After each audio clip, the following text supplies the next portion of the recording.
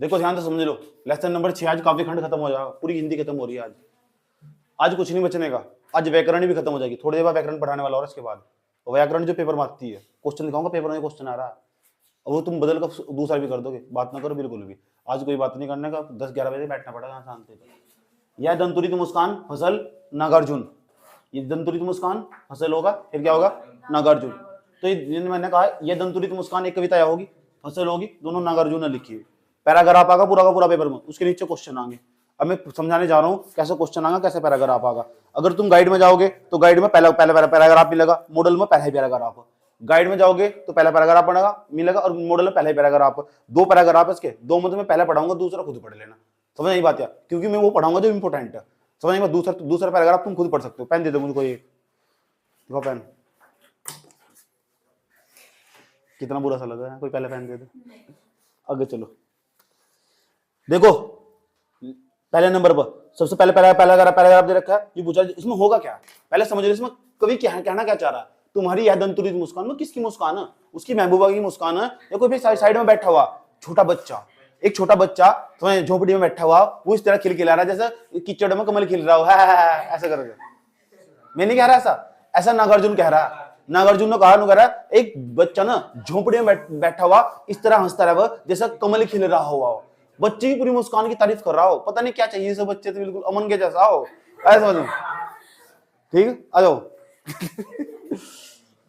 देखो कवि की दृष्टि में जीवन का संदेश क्या है। देखो कविता का नाम यह दंतुरित मुस्कान, तो उसने पहले प्रश्न पूछा कवि की दृष्टि में जीवन का संदेश क्या है। कवि है क्या तुम्हारे प्रश्न कॉपी में, है नहीं तो गाइड में अलग तरीके से दे रखा।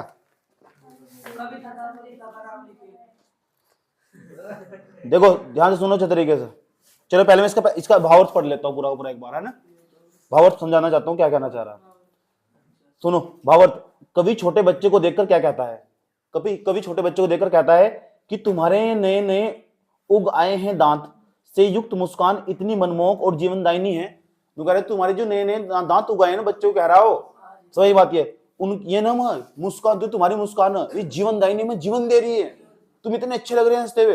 घर में छोटा बच्चा हो नहीं, हंसता हुआ अच्छा लगा, रोता अच्छा लगा, रोता 2 और मार के कान में खींच कर कि है किसी मर्द शरीर में जान डाल देगी। कह रहा है कवि नागार्जुन, कह रहा छोटे बच्चे को, यार तू इतना मस्त लग रहा है ना, ऐसा पीस है ना तू हंस रहा है, 2 ही दांत तेरे हैं, तो नहीं बात है, और हंसता हुआ इतना गजब लग रहा है, बस तेरे कोई मरा हुआ इंसान है उसमें भी जान आ जाएगी, तुझे देख तो इतना अच्छा लग रहा है।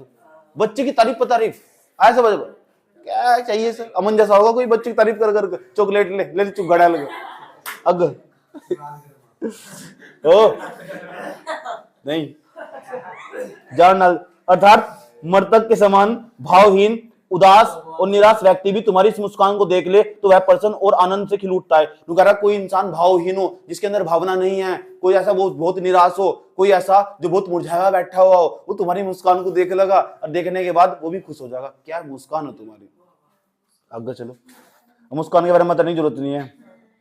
मुस्कान सुनो ध्यान लगे, धूल मिट्टी से सने तुम्हारे ये अंग प्रत्यंग देखकर ऐसा लगता है कि मानो कमल के फूल अपना मूल स्थान छोड़कर मेरी झोपड़ी में खिल रहे हो। वाओ, कह रहा जो तुम्हारे है ना मुस्कान देखकर, तुम्हारे चेहरे दांत की खिले खिले देखकर ऐसा लगता कि कमल ना, जो कमल अपना स्थान छोड़कर मेरी झोपड़ी में यहाँ खिल गया हो।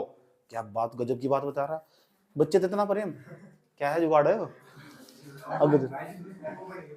तुम्हारा स्पर्श पाकर, कह रहा तुम्हें मैंने छू को देखा है, तुम्हारा स्पर्श पाकर तुम्हारा ही प्राण और कठोर पत्थर के समान था। समझ गया होता है, तुम्हारा ही प्राण जो कठोर पत्थर के समान था पिघलकर जल बन गया होगा। आशय है कि तुम इतने कोमल हो कि धूल दूसरी तुम्हें गोद में लेने पर पाषाण हृदय व्यक्ति भी द्रवित होकर कोमल बन जाता है। सुन लो इसे, मतलब जो कह रहा है तुम इतने कोमल हो, अगर तुम कोई छू लो ना, कोई पत्थर का, वो भी बहुत कोमल बन जा, इतने अच्छे हो तुम। तो तुम्हारा टाइम पता कितना होगा। चुप जाओ, बात ना करो, आगे चलो। तो यू कह रहा है यार तुम्हारा स्पर्श भी ऐसा, अगर किसी ने तुम्हें छू लिया ना, जो पत्थर का बना हुआ, पाषाण का बना हुआ, वो भी कोमल हृदय जैसा बन जाए यार, इतने अच्छे हो तुम। बच्चे की तारीफ कर जा रहा। आगे चलो, मैं खोखले बांस की तरह भाव शून्य और बबूल के कांटे की तरह बुरे स्वभाव वाला और दूसरे को पीड़ा पहुंचाने वाला हूं। मैंने कह रहा है अपने आप को, कह रहा है मैं खोखले बांस के जैसा हूं, भाव शून्य, मेरे अंदर कोई भावना ही नहीं है, कभी कह रहा अपने आप को, और दूसरे को पीड़ा पहुंचाने वाला हूं। समझ में आया बात? या कवि कह रहा है किंतु तुम्हारा स्पर्श करते ही मैं शेफाली की लता की भांति क्या यहाँ लगा लो, किंतु तुम्हारा स्पर्श करते ही मैं शेफाली की लता की भांति फूल बरसाने वाला अर्थात कोमल तथा सुंदर भाव से युक्त हो गया हूं। अच्छा सुन लो, उसने कहा मैं खोखले बांस के जैसा हूं। कवि कह रहा है, जो नागार्जुन कह रहा है मैं खोखले बांस के जैसा हूं, लेकिन तुम्हारा स्पर्श करते ना मैं शेफाली के फूल के जैसा होगा। अभी शेफाली का फूल कैसा हो ये भी समझ लो, शेफाली का फूल कैसा हो। और मेरे मुख से प्रसन्नता और आनंद के फूल झरने लगे हैं। कवि बच्चे से ही प्रश्न करता है कि तुम मुझे पहचान नहीं पाए, इसलिए लगातार बिना पलक झपकाए मेरी ओर एकटक दृष्टि से देख रहे हो। अगर तुम मुझे पहचान नहीं पाए, बच्चा देखा है पहचान नहीं पाता, लगातार देखते चला जाओ, छोटा बच्चा हो, समझ नहीं पाती है। ऐसे हो घर में आसपास बच्चे देखे होंगे तुमने, बिल्कुल भी जो ओपरा इंसानों के सामने आएगा। यदि तुम मेरे बांस और बबूल जैसे व्यक्ति को पहचान जाते हो, मैं बांस के जैसा, खोखले, बबूल के जैसा, कंटे मेरे पास, मैं किसी के साथ बात तक नहीं करता, लेकिन मैं भी तुझे देख कर पिघल गया, छोटे बच्चे को कह रहा है। ऐसे बजो, आगे चलो आगे चलो चलो चलो चलो चलो चलो चलो, मुझे एकटक दृष्टि से नहीं देखते। तुम्हारा यह भोलापन संभव तो व्यक्ति को पाषाण से पिघलाकर मोम बना सकता है। कह रहा है तुम्हारा यो जो भोलापन है ना, बच्चे कह रहा है ये पत्थर को भी मोम बना देगा, ऐसी तुम्हारी कोमलता। समझ गए तुम? कुल मिला के पता लग चुका बच्चे की बढ़िया करके जम का तारीफ हो रही। समझ यही बात है। और बताया गया बच्चे की जम का तारीफ कर रहा, कौन कर रहा है? नागार्जुन। और वो भी नागार्जुन बहुत बेकार व्यक्ति, बबूल के जैसा, बबूल का मतलब कांटे हो, बांस के जैसा, खोखले बांस के जैसा, कुछ नहीं है उसके भाव शून्य, उसके अंदर सुनने का मतलब उसके अंदर भावना ही नहीं है, बिल्कुल भी दर्द नहीं होता, लेकिन उसे बच्चे देखो वो पिघल है। कुल मिला के बात समझ में आई? बात नीचे उसके पर्सन हो जाओ, पर्सन में क्या कह रहा है? कवि ने जीवन का संदेश किस में माना है? कवि ने जीवन का संदेश किस में माना है? तो नीचे काव्य सौंदर्य तो पढ़ना नहीं बिल्कुल भी। कवि ने देखो, कवि ने बालक की निष्कपट मोहक मुस्कान में जीवन का संदेश माना है। जीवन का संदेश किस में? छोटे बच्चे को देख लो, उसकी जो मुस्कान है ना, उसे देखकर जीवन का संदेश मिल जाएगा। जीना क्यों तुम? एक छोटे बच्चे को टेंशन ही नहीं है, फिक्र ही नहीं है, मजा ले रहा है, उसकी हंसी ना जो उसका कोई अर्थ नहीं है, वो अर्थहीन हंसी, फालतू में हंस रहा है किसी चीज को देख। आया समझ में? कोई मरा पड़ा हुआ, कोई रो रहा, छोटा बच्चा हंसना स्टार्ट कर दिया, उस पर घंटा फर्क पड़ रहा है। आया समझ में? उसे क्या पता क्या हो रहा है? उसके लिए तो खेल खिलौना हो जो पड़ा हुआ। सही बात है नहीं? बात है ये बात बता रहे जीवन का संदेश इसमें ही तुम्हारी मुस्कान में, कि जीवन निष्कर्ष मुस्कान से ही जीवन की सार्थकता समाहित होती है। इसलिए इंसान को मुस्कुराते रहना चाहिए। मुस्कुराने वाले इंसान ना, पता, हाँ डायलॉग है मेरा एक पुराना, आधे लोगों को तो मैं ऐसे ही जला देता हूं जब मैं होली से मुस्कुरा देता हूं। तो तुम भी ऐसे ही सीख लो, कलाकारी हो यार। हाँ और फालतू। अगला क्वेश्चन, मृतक में जान कौन डाल देगी? अच्छा, जो मरे हुए इंसान में जान कौन डाला? मुस्कान उसकी, बच्चे की मुस्कान मरे हुए इंसान में भी जान डाल ली। समझ में आया बात? आगे चलो चलो चलो चलो चलो। मृतक में जान डाल देने का आशय क्या है? अच्छा, मृतक में जान देखो, मृतक में जान डाल देने का आशय हताशा, निराशा और उत्साह, स्पंदहीन जीवन में प्रसन्नता और आनंद उत्साह भर देना। कुछ ऐसा जीवन है कुछ लोगों का, वो निराश, भाव शून्य, वो कभी किसी के साथ बोलता नहीं, बहुत निराश रहा, वो दुख पीड़ा वाला व्यक्ति, उसमें भी प्रसन्नता भर देना, उसके अंदर भी उत्साह भर देना, ये इसका मतलब मृतक में भी जान डाल देगा। इसका मतलब हकीकत थोड़ा ही कि मरे हुए में जान डाल देगा, ऐसा थोड़ा ही है। ऐसी कौन सी मुस्कान है जो मरे हुए जिंदा कर देगी? फिर ऐसी मुस्कान तो फिर संभाल कर रखो। समझ आई बात है? इसका मतलब इसका कहने का आशय क्या है? वो कहना चाह रहा है कि कोई कितना भी मरा हुआ इंसान हो जो कभी हंसता ना हो, वो भी उस बच्चे की मुस्कान को देखकर हंसना स्टार्ट कर देगा। इतना अच्छा हो बच्चा, उसकी मुस्कान ऐसे खिल रहा है झोपड़ी के अंदर बैठकर, जैसे कमल ने अपना स्थान छोड़कर आज मेरी झोपड़ी में आकर खिल रहा हो। ये बात वो नागार्जुन बता रहे। समझ में आया बात? या उसके जो दो ही दांत, उसके दो अगले दांत निकला है इसके, चूहे की तरह हंस रहा है। आगे चलो, झोपड़ी में कमल कैसे खिल रहा है? अभी बताया नहीं कि झोपड़ी में कमल धूल दूसरित, अच्छा देखो, धूल दूसरित शरीर वाले नन्हे छोटे उज्जवल दांतों से युक्त मोहक मुस्कान वाले बालक, छवि खिलते हुए कमल के समान मोहक है। बालक कवि की झोपड़ी में उपस्थित है, जिससे कवि को लग रहा है कि उसकी झोपड़ी में कमल खिल रहा है। वही बात ही बताई मैंने तुम्हें। समझ में आई बात? या जो बच्चा है ना, वो बैठा वो हंस रहा है झोपड़ी के अंदर, उसे लग रहा है कवि को कि मेरी झोपड़ी के अंदर कमल खिल रहा है। बस अपनी भाषा में लिखना, इसकी कठिन भाषा को छोड़कर अपनी भाषा में लिखना स्टार्ट करना, उसे बताना तुम समझ चुके इसका मतलब। बच्चा कितना अच्छा हो, उसकी मुस्कान हो, कितनी अच्छी मुस्कान हो उसकी बच्चे की। मेन काम कंटेंट सीखना।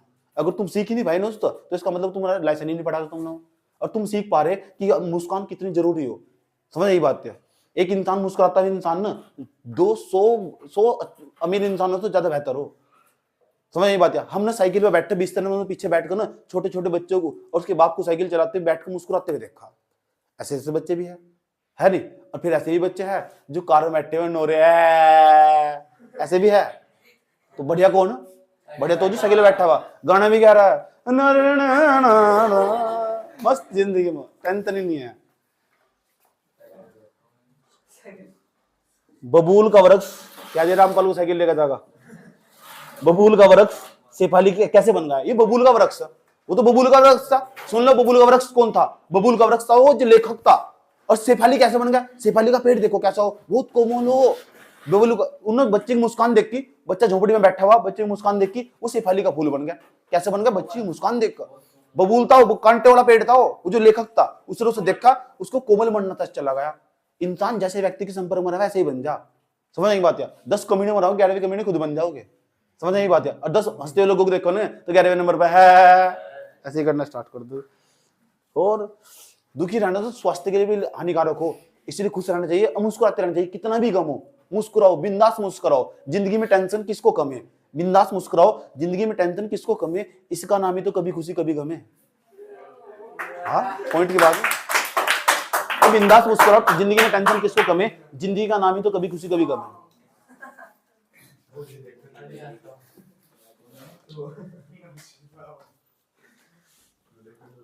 आगे चलो चलो चलो चलो चलो चलो चलो चलो जनाब, शेफाली वाला क्वेश्चन पढ़ते हैं। कवि अपनी तुलना बबूल के पेड़ से कर रहा है। करी नहीं मेरे बबूल के पेड़, बबूल का पेड़ पता लग गया, कांटे कांटे उस पर जो दूसरों को सदैव पीड़ा ही पहुंचाता है। एक बार मैंने तो कई बार कांटे चुभे उस पर, किंतु बालक का स्पर्श पाकर, उसकी दंतुरित मुस्कान देखकर, उसका पीड़ादायक दुष्ट स्वभाव शेफाली के कोमल पुष्पों की भांति उसको आनंद प्रदान कर देने वाला हो गया है। क्योंकि जो शेफाली का फूल है ना उसमें सुगंधित आती है, दूसरा उसका कोमल बहुत टच, उसे टच करेंगे तो बहुत कोमल हो, ऐसा बन गया। उस बच्चे को देखकर ना, जो बच्चे को देखकर जो बबूल का पेड़ जो लेखक था वो भी पिघल गया, शेफाली के फूल के जैसा बन गया। समझ में आया बात? आगे चलो, सारे गम भूल गए, चाहे लेखक का भी दिल टूटा हो। स्वभाव परिवर्तन को कवि ने बबूल के वृक्ष के शेफाली का बनना कहा है। बात समझ में आई? बात ऐसे लिखोगे तुम अपनी भाषा में, ऐसे लिखोगे। लेखक बच्चे की मुस्कान को देखकर खुद स्वयं बबूल का पेड़ था, वह अब शेफाली का फूल बन गया है। शेफाली का फूल बहुत ही कोमल और सुंदर सुगंधित होता है। ऐसी बात तो अपनी भाषा में लिखना। समझ में आया बात? यार डरना नहीं बिल्कुल भी, मेन काम कंटेंट था, समझना, समझ लिया तुमने। समझ में आया बात? यार ऐसे लिखेंगे, नागार्जुन कवि बच्चे की दंतुरित मुस्कान से बहुत ही उत्साहित है, बहुत ही खुश है। उसकी झोपड़ी में बैठा हुआ बच्चा इस तरह हंस रहा है जैसे कमल अपना स्थान छोड़कर आज उसकी झोपड़ी में खिल गया हो। बस डरना नहीं बिल्कुल भी, यही भाषा यही शब्द लिखने हैं वहां से जाकर। ये नहीं लिखना पूरा का पूरा किताब में घूमने गोल गोल, बार बार क्लास देख लो, क्या दिक्कत हो रही? समझ में आया बात? आगे चलो, बात समझ में आई है बात? ठीक, इसमें मॉडल के अंदर तो तुम पढ़ सकते हो, गाइड के अंदर तो मैंने तुम्हें बता ही दिया। एक पैराग्राफ और, ये तुम्हारा होमवर्क, दूसरा पैराग्राफ गाइड में, दूसरा पैराग्राफ, थक गए हो आंख नू में फेर। समझ में आई बात? यार उसमें गाइड में भी आयो, उस मॉडल में भी आया, निशान लगाओ आगे, इसका खुद पढ़ना है।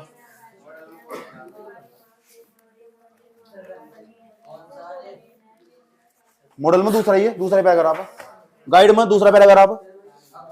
अब हम जाते हैं इसके पार्ट पर। मैं जो क्वेश्चन समझाने जा रहा हूं ध्यान से समझना, 2-3 क्वेश्चन समझाऊंगा इसके, 2-3 क्वेश्चन देखो ध्यान से। पाठ्य पुस्तक के प्रश्न उत्तर में पहला ही है।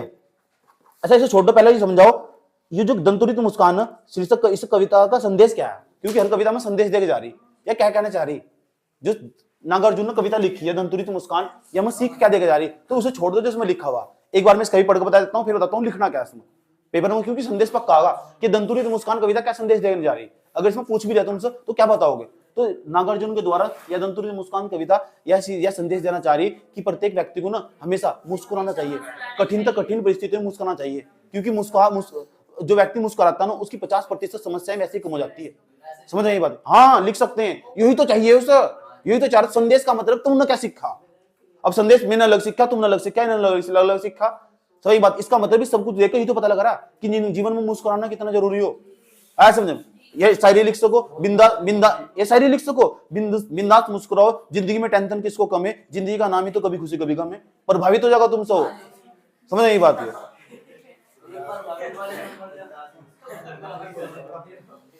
आगे चलो, बात समझ में आई? उसके बाद आगे चलो, इसमें पाठ्य पुस्तक के प्रश्न उत्तर में पहला क्वेश्चन, पाठ्य पुस्तक के प्रश्न उत्तर में पहला क्वेश्चन, यह दंतुरित मुस्कान, यह बच्चे की दंतुरित मुस्कान का कवि के मन पर क्या प्रभाव पड़ा। अच्छा ये बताओ, जो बच्चे की दंतुरित मुस्कान था उसका कवि के मन पर प्रभाव पड़ा।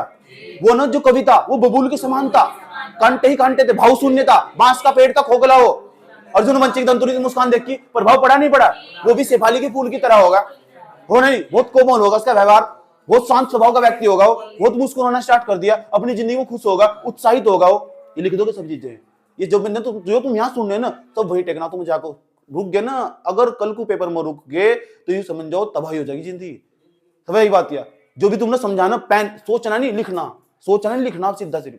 आधे बच्चे क्या सोचे रहे लिखो, नहीं लिख डाल, भर देनी कॉपी, जिसकी कॉपी भरी हो वजन होगा ना कॉपी में, बस समझ यही बात है। उसके बाद चाहे कुछ करते रहिए, कॉपी में नहीं वजन, वजन कैसा आगा, लिखने थे 3 घंटे पेन नहीं रोकना, 3 घंटे जिसका पेन नहीं रुका ना वो पास। याद रखना बात, चाहे कुछ भी लिख रहा था वो, और लिखना क्या है वो आज पेपर में समझाया जाएगा, समझ गए, ठीक। और घर जाकर आज बढ़िया, क्योंकि पहली बार तुम बोर्ड के पेपर देने जा रहे हो, समस्याएं खड़ी हो जाएगी तुम्हारे लिए, इसलिए मैं तुम्हारा सबका ध्यान रखता हूँ। एक एक बच्चे पे मैं पूछूंगा ये क्वेश्चन कैसे करेंगे, कहाँ से लिखेंगे, स्पीड तेज होनी चाहिए, पूरा पेपर नहीं कर पाने के तुम, छूट जाएगा तुम्हारा पेपर, इसलिए पूरा पेपर करने की कलाकारी बताऊंगा तुम्हें। 3 घंटे तुम्हारे अंदर क्षमता नहीं है लिखने की, कैसे लिखोगे, पेन हाथों में दर्द हो जाएगा लिखते लिखते, लेकिन 3 घंटे में 1 भी मिनट पेन न रुक जा। दूसरा किसी तो कुछ पूछना भी नहीं, पूछना ही नहीं किसी तो कुछ, इतना मैं तुम्हें समझा के भेजूंगा, तुम दूसरों को बताओगे, तुम टीचर को बताओगे गलत बताया तुमने, इतना मैं तुम्हें समझा के भेजूंगा। तुम समझ में आए बात, या गलत बताया सर, तुम गलत बता दोगे, कुछ नहीं पता सर, क्योंकि मेरे से ज्यादा पता, तुम्हें मैंने टीचर से ज्यादा हिंदी पढ़ा दी, तुम्हारे टीचर से तुम्हें ज्यादा हिंदी पढ़ा दी मैंने, तुम्हें समझ हो चुकी उस चीज की, उसे समझ नहीं है, वो सिर्फ प्रश्न उत्तर याद कर रहे। तुम्हें यूं पता कि दंतुरित मुस्कान सीख क्या देना चाह रही, समझ नहीं बात, उसे नहीं पता टीचर को, उसे तो पता गाइड में निशान लग रखे हो, समझ गए, याद रखना बात यार। आगे चलो, पहला क्वेश्चन समाप्त हुआ। दूसरा क्वेश्चन, बच्चे की मुस्कान और एक बड़े व्यक्ति की मुस्कान में क्या अंतर होता है, सुन लो। एक बच्चा एक बड़ा, अब बच्चा ना बिना बात के हंसता रहता, उसकी जो छोटे बच्चे की जो मुस्कान हो ना उसका कोई अर्थ नहीं होता। ये लिखना, छोटे बच्चे की जो मुस्कान है उसका कोई अर्थ नहीं होता है। क्यों, देखो बिना बात के हंसता रहेगा, बिना बात के हंसता रहेगा, अर्थ है उसका कुछ, तुझे क्यों हंस रहा है, कुछ भी फालतू में नहीं हंस रहा है। और जो बड़ा व्यक्ति होगा ना, मैं जैसे मैं हंसूंगा ना तो उसका कुछ ना कुछ अर्थ निकाल लेंगे, यार कुछ तो गड़बड़ भाई जी, ऐसे नहीं हंस सकते भाई जी, वैसे नहीं हंस सकते, मामला गड़बड़, कहते मेरे पर कुछ गलती हुई या मामला ऐसा हो नहीं होता। तो जो बड़े व्यक्ति की मुस्कान में, छोटे व्यक्ति बच्चे की मुस्कान में ये अंतर हो कि छोटे व्यक्ति की जो मुस्कान हो ना वह अर्थहीन हो, उसका कोई अर्थ नहीं होता, आया समझ में। और जो हो ना बड़े व्यक्ति की मुस्कान हो उसके कुछ ना कुछ अर्थ हो, समझ आई बात है। ये लिखना, ये लिखा हुआ सुनो, लिख दोगे कि बड़े व्यक्ति की मुस्कान छोटे व्यक्ति की मुस्कान में क्या अंतर हो, यस और नो, ऐसा कर दो, ऐसा कर दो, चलो क्या, हाँ ऐसा करोगे। आगे चलो, कवि ने बच्चे की मुस्कान और सौंदर्य के किन किन बिंबों को के माध्यम से व्यक्त किया। अच्छा ये बताओ, कवि ने बच्चे की मुस्कान के बारे में क्या क्या बताया, उसे कौन से बिंब का, कौन सी वस्तु का प्रयोग करा जिसे देखकर तुम्हें लग रहा है, जब मैं तुम्हें बता रहा है तुम्हारे दिमाग में चित्र नहीं बनने, बच्चा कैसा होगा, झोंपड़ी कैसी होगी, कमल किस तरह खिल रहा होगा, यही तो बिंब हो, इन्हें बोलते हैं बिंब, प्रतिबिंब जिसे बोलते हैं, वस्तु सी बनती जा रही है दिमाग। आ जाओ समझते हैं इसके बारे में, समझते हैं। कवि ने बच्चे की मुस्कान के सौंदर्य का मर्तक में जान डाल देने, उदाहरण नहीं दिया उसने, मर्तक में क्या डाल दी जाएगी, जान डाल दे, और झोंपड़ी में कमल के खिलने और चट्टानों के पिघलकर जलधारा में बहने और बबूल से शेफाली के पुष्प में बदलने के लिए इनका प्रयोग करा। इन सब चीजों के बारे में बताया, बच्चे की मुस्कान के बारे में क्या बताया उसने, शेफाली का फूल के बारे में बताया, कमल के बारे में बताया उसने, जो झोंपड़ी में जाकर खिल रहा है, और क्या बताया उसने, मर्तक में जान डाल देने वाली बात बताई उसने, समझ आएगी। इन सभी बिंबों का प्रयोग करा लेखक ने अपनी कविताओं को समझाने के लिए। बात समझ में आई बात है कि मुस्कान कितनी बड़ी चीज हो, ये लेसन तुम्हें सीखने को मिल रहा है। जीवन में जरूर इंसान को जरूर मुस्कुराना चाहिए, कितनी भी विपरीत परिस्थितियां हो उस व्यक्ति को, प्रत्येक मनुष्य को कभी मुस्कुराना नहीं छोड़ना चाहिए, समझ बात है। क्योंकि मुस्कुराने में जीएसटी थोड़ा ही लग रहा है, समझ बात है, एकमात्र यही तो चीज है जिस पर टैक्स नहीं लग रहा है, नहीं तो टैक्स दे रहे तुम, तो मुस्कुराने में कौन सा जीएसटी लग रहा है, तो कोई बात नहीं, मजा लो जिंदगी का, दबा के मुस्कुराओ, समझ बात है। अगर तुम मुस्कुराओगे ना, कहीं तुम लड़ाई बज रही है और तुम मुस्कुरा के चल दोगे, सामने वाला पागल हो जाएगा, है कोई रिएक्शन नहीं दिया, बड़ा आदमी यार मुस्कुरा के चल दिया, कितनी भी विपरीत परिस्थितियां हो मुस्कुरा के हटा दो, चल छोड़ जाने दे, चल जाने दे, दिल ही तो टूटता है, कोई बात नहीं, दूसरी देख लगे, छोड़, बहुत बड़ी जिंदगी, जा तू भी खुश रहा, जा तुझे भी माफ करा, जा जिंदगी। चलो बात समझ में आई। एक और कविता इसके अंदर, एक और कविता, उसका नाम है फसल। याद देखो फसल, इसे भी समझ लो। है चिट्ठी न कोई संदेश, जाने वो कौन सा देश, जहां तुम चले गए। बेटे यहां देखो, तीसरा मॉडल में तीसरा मिलेगा, और गाइड में जाओगे ना, गाइड में एक फसल है, फसल कविता मिलेगी पूरी की पूरी, फसल कविता। पीछे जाओ, फसल इधर का फसल, एक के नहीं, दो के नहीं, ढेर सारी नदियों के पानी का जादू है फसल। इसे मैं समझाने जा रहा हूं पूरी कविता का। देखो ये भी इसने लिखे, नागार्जुन नहीं। बेबी बेबी बेबी आ जाओ। फसल नागार्जुन ने लिखी है, पक्का पूछा, पूरा पैराग्राफ दे देगा फसल वाला। तू पूछा किसका लेखक का क्या नाम? नागार्जुन। मुझे नहीं बुला रहे, टेंशन नहीं, ठीक। यहीं से चुप हो जाओ, बात ना करो, केस हो गया।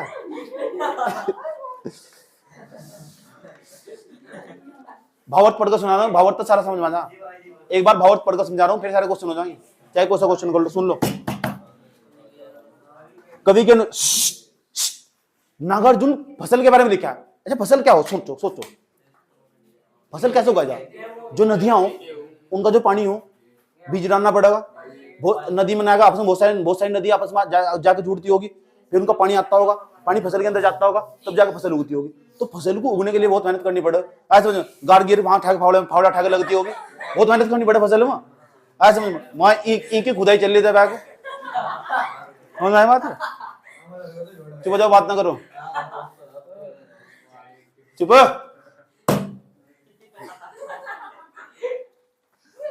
देख ले, रोक लो चच्चा को। कवि के अनुसार चच्चा का क्राइम पेट्रोल वाला चच्चा है। कवि के, सुनो, चुप हो जाओ, बात ना करो।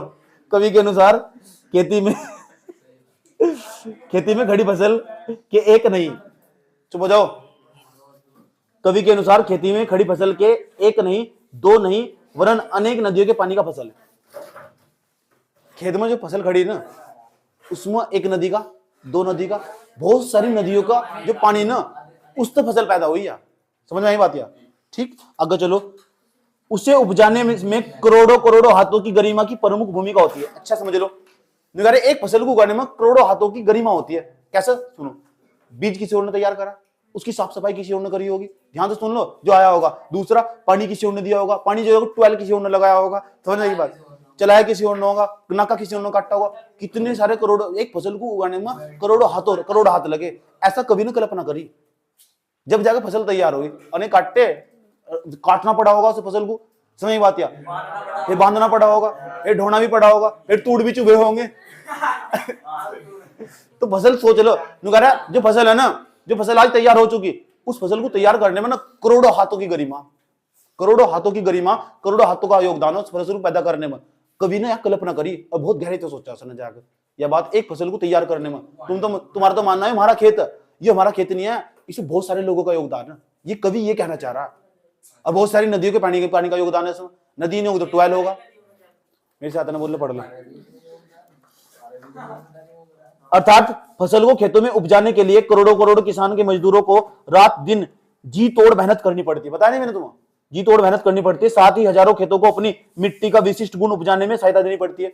हजारों खेत, उनकी जो मिट्टी है ना, उसके अंदर गुण पाए जा और उसको उपजाने में मदद करनी पड़ती है। बहुत लोगों का योगदान है और बहुत मेहनत करनी पड़ती है फसल को पैदा करने में। कभी प्रश्न पूछता है, कभी पता क्या कहता है, कभी मुझे प्रश्न पूछ रहा है फसल है क्या?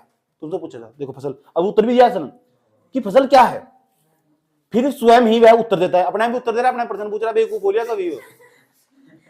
इसे दूसरी भाषा में कहते हैं इसका फिर लिया, दिमाग दिमाग दिमाग दिमाग दिमाग फिर लिया इसका। अब चलो चुप। अब पूछा फसल क्या है, नुगारा सुन फसल क्या है, फसल कुछ नहीं है, नुगारा फसल कुछ नहीं है, फसल मैंने लिखना है उत्तर में, नुगारा नहीं आगे बढ़ बेटा, आगे बढ़। नदियों के पानी का जादू फसल, ओहो, नदियों के पानी का जादू फसल। अच्छा, किसानों और मजदूरों के हाथों के स्पर्श और परिश्रम की महिमा फसल। किसानों के, मजदूरों के, उनके हाथों की, हाथ की कलाकारी है, किसके हाथ की कलाकारी? किसानों के और मजदूरों के। समझ में बात है? किसानों के मजदूरों के हाथों की कलाकारी, इसमें खुद ही कहा गया। आगे चलो, भूरी काली सोने जैसी मिट्टी की विशेषताएं भी समाहित है इसमें। भूरी मिट्टी होगी, काली मिट्टी होगी, उसके अंदर जो गुण समाहित है उसका भी जादू इसमें छाया हुआ फसल में। अच्छा, और चलो, अनाज की सुनहरी सुनहरी तिरकती बालियां और वास्तव में सूरज की किरणों का परावर्तित और पुंजभूत रूप हवा का नतवर्तन। देखो सूर्य की प्रकाश की किरणें आ रही, पेड़ पौधा क्यों वापस ऊपर जमीन तो उठका हुआ, क्योंकि उसे सूर्य की किरणें चाहिए। ये तो बाहर निकल का मिट्टी, तो समझ बात, तो सूर्य का भी तो योगदान है, समझ नहीं बात है। तो सूर्य, दूसरा उसे ऑक्सीजन भी चाहिए, ऑक्सीजन भी चाहिए तो हवा का भी योगदान होगा। तो देखो फसल क्या है, अब ध्यान से सुन लो, मैं अपनी भाषा में बता रहा हूँ। फसल क्या है पूछा जाए तो फसल क्या है, कवि क्या कह रहा है, कवि ने प्रश्न पूछा फसल क्या है, तो पहले नंबर पर फसल ना बहुत सारी नदियां ना जो उनके पानी का जादू है फसल। दूसरे नंबर पर पूछा गया कि भाई बताओ फसल क्या है, उसने बताया कि जो फसल है ना वो बहुत सारे किसान और जो मजदूर है उनके हाथ की कलाकारी है। आए समझ इस वजह ने क्या बात में बताया नहीं है। अब चलो इससे पूछा गया और क्या है, कह रहा है मिट्टी का जादू है, मिट्टी का खेल है सारा, मिट्टी ने तो घंटा फसल उगा लेते थे। अब चलो इससे पूछा गया और ने पूछा और क्या है, कह रहा है फसल क्या है, कह रहा है जो हवा ना और जो सूर्य की तो प्रकाशित किरणें आ रही है, प्रकाशित किरणें और जो हवा उनका जादू फसल। पता लगा फसल क्या है, इसमें बता दो आसान भाषा में फसल क्या है, बहुत सारी नदियों के पानी का जादू। ये अपनी भाषा में लिखना, मुझे फसल क्या हो, फसल बहुत सारी नदियां, कवि के अनुसार फसल बहुत सारी नदियों के पानी का जादू है तथा किसान अनेक मजदूरों किसानों के हाथों की कलाकारी है। लिखना है ये सब हाथों की कलाकारी है। तो उसने लिख रखा महिमा में नहीं लिखा कलाकारी है, थोड़े लिखा है, समझ में आया बात। या आगे चलो और बताओ क्या है इसमें, सूरज का भी योगदान है इसमें, मिट्टी का भी योगदान है इसमें, हवा का भी योगदान है, यही फसल है। बात समझ में आई, फसल क्लियर। ऐसा कर दो, ऐसा करो, ये कौन कर रहा है, तोड़ दो अंगूठा है। आगे चलो चलो चलो चलो चलो चलो चलो चलो चलो क्वेश्चन आगे चलो। सार यह है, सार का मतलब क्या है, पूरी कविता क्या सीखने को मिला, सार क्या है इसका। सार यह है कि इस कविता में नागार्जुन ने फसल और इसे पैदा करने के किन किन तत्वों का योगदान है यह स्पष्ट किया है। पूछो फसल कविता में कवि क्या यूं कह रहा है, एक फसल को पैदा करने के लिए कितनी कसरत मेहनत करनी पड़ती है, कितने तत्वों का योगदान है, ये सब बात ये संदेश देना चाह रहा है। तुम तो ठहर जुनू कह रहे ना मेरे खेत में गेहूं खड़े, बेवकूफ महामूर्ख उसके खेत में नहीं खड़े, बहुत लोगों का योगदान है, हजारों किसानों को मेहनत करी इसमें, मजदूरों ने मेहनत करी इसमें,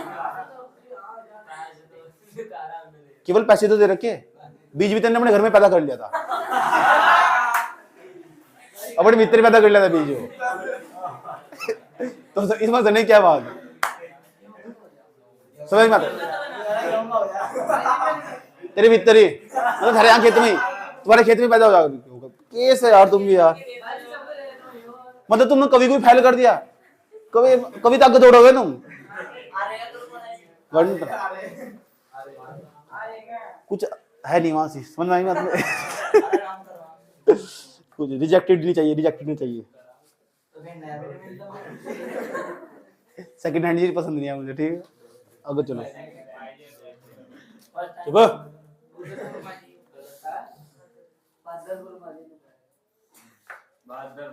यहाँ लोकल कुछ है ही नहीं, इंडिया में ही कुछ नहीं है।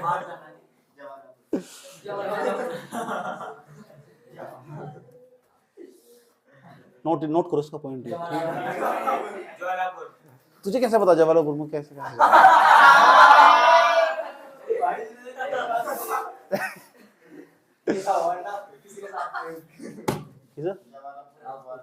मेरे साथ तो पूरी दुनिया घूमो, किसी कैसे देखो।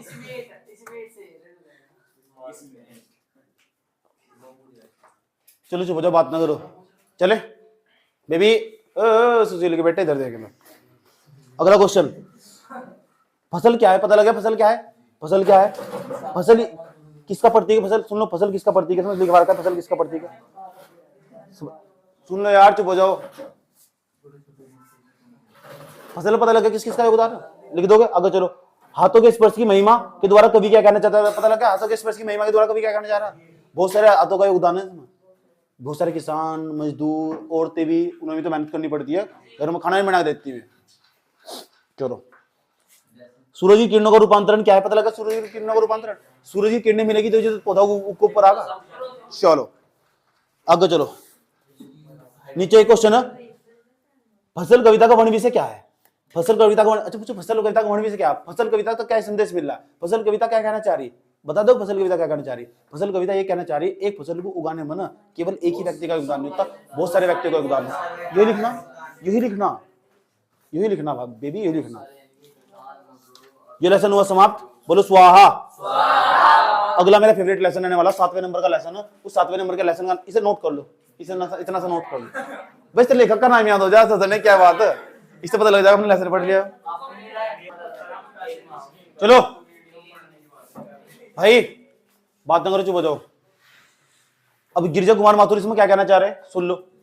गिरिजा कुमार माथुर लेसन नंबर 7, छह मत छूना, ये लेसन का नाम है। गिरिजा कुमार माथुर ने लिखा छह मत छूना का मतलब क्या हो। इसका मतलब कभी इसमें एक ही बात बोलेगा कि हमेशा कभी भी ना किसी भी इंसान को अगर अपनी जिंदगी में तरक्की करनी है ना तो पुरानी बातों को कभी याद नहीं करना चाहिए। छह मत छूने का मतलब पुरानी बातों को याद करना, समझ गए। अगर जीवन में कभी तरक्की करनी, असली महान इंसान वही है जो केवल प्रेजेंट में रहता है, वर्तमान समय में जीतता और वर्तमान समय की बात करता है। इसी बात को नहीं लेकर होता मेरे साथ उसने यूं कर दिया, ये कर दिया था, मेरा दिल तोड़ दिया था, मेरी जिंदगी खराब कर दी, मेरी जिंदगी में क्यों आया था, मेरी जिंदगी में क्यों आई थी, ये सब क्यों चले हो। इससे ही तो सीखने को मिल रहा। छाया नहीं छूनी चाहिए बिल्कुल भी। छाया छूने तो दुख दुना हो, इसमें लिख रखी इसकी पंक्ति है, छाया मत छूना दुख होगा दुना, दुख दुगुना हो जाएगा छाया मत छूने तो। मान लो तुम लोग किसी को याद नहीं कर रहे और तुमने याद करना स्टार्ट कर दिया, फिर रोगे नहीं पकड़ के, माथा नहीं पकड़ कर रोगे, समझ गए। तो छाया छूने तो दुख दुगुना हो, इसका मतलब पुरानी बीतती बातों को याद करने तो कोई फायदा नहीं है। ये बात ये कविता ये कहना चाह रही है। चले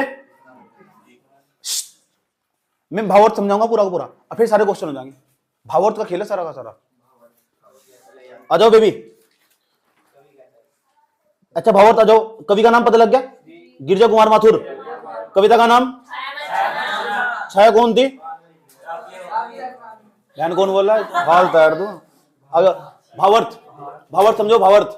भावार्थ कवि कहता है हे मन, मन को कह रहा है हे मन विगत की स्मृतियों को कभी याद मत करना। मन को कह रहा है ओ भाई मन, पुरानी बीती बातों को याद मत करना, बीती बातों को याद करना लेकिन उसमें खो मत जाना, भविष्य के बारे में सोचना लेकिन चिंता मत करना। कवि कह रहा है अगर सोच, इससे भ्रम और दुविधा की स्थिति उत्पन्न होती है। इससे पता क्या हो, एक तो उससे भ्रम हो जाएगा और दूसरा दुविधा की स्थिति उत्पन्न होगी। एक तो तुम आज में जी रहे, दूसरा तुम पुरानी बातों से इसे बोलो दुविधा। एक तो तुम आज में जी रहे, एक तो तुम्हारी अभी गर्लफ्रेंड है उसके बारे में तो सोच नहीं रहे तुम, उसकी फिगर भी हड़ी की, और दूसरी तुम पिछले वाली भी याद कर हो रहे मेरे साथ ऐसा क्यों कर दिया, तो इसे बोलते हैं दुविधा। आए समझ में, समझ गए। इसमें नहीं जीना चाहिए, ऐसे इंसान कभी खुश नहीं रहते। मैं नहीं कह रहा ऐसा, कभी कह रहा, सीख लो, समझ में आए बात, काम हो जाएंगे। और इस बार किसी की एडवांस आवाज नहीं सुनूंगा, मैं लाइन बोल लूंगा। वर्तमान में जीवन में दुख और संताप दो गुना हो जाता है। क्यों कह रहा है वर्तमान में ना, वर्तमान में अगर हम पुरानी बातों को याद करोगे, विगत की बातों को याद करोगे, जो हमारा दुख ना दो गुना हो जाएगा। आए समझ में, घटता नहीं, इसलिए पुरानी बातों को याद नहीं करना चाहिए। इसे जो क्या करते हैं, जो जिसे लोगों को ब्रेकअप तो बाहर निकलना हो ना तो क्या करते हैं, उन पुरानी बातों को याद नहीं करना चाहते। समझ नहीं बात है, हम नई बात सोचते हैं, नए लोगों के बारे में सोचते हैं। समझ नहीं बात, आगे बढ़ो, दुनिया बहुत बड़ी। और गए उसे ले लेकर हो रहे, बस गोल गोल घूमो जा रहे, बस कैसे कर दिया, क्यों कर दिया, लुट गई, नस काट लूंगा संजय दत्त की तरह, तीर बनाओ बैठे मैं उसके बिना तो चले बैठे में। हाँ दिल पे कैट करने, हाँ नाम लिख रखा है, फोटो खींच के भेज रहे, देखो बेबी, अपने आप को भी देख लो।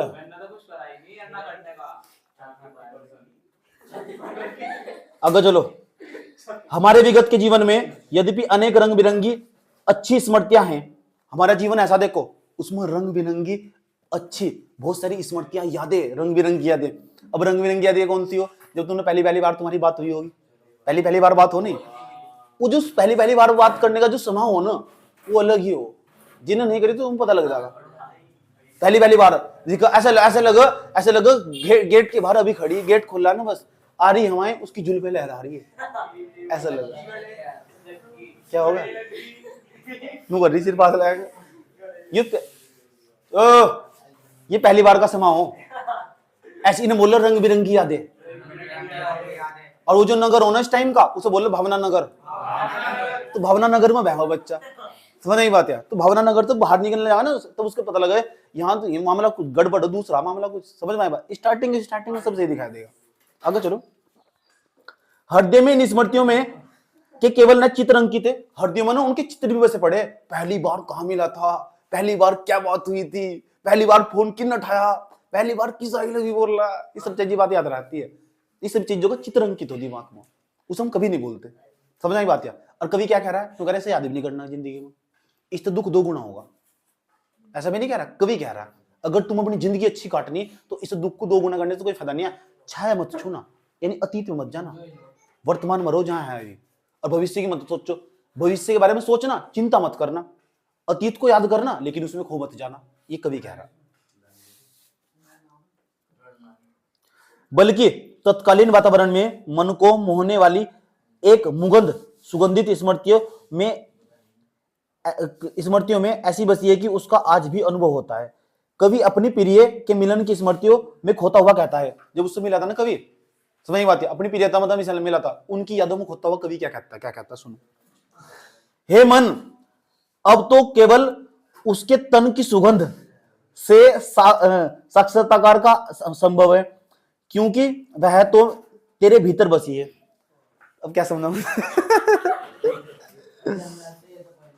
कभी कह रहा है, सुन लो क्या कह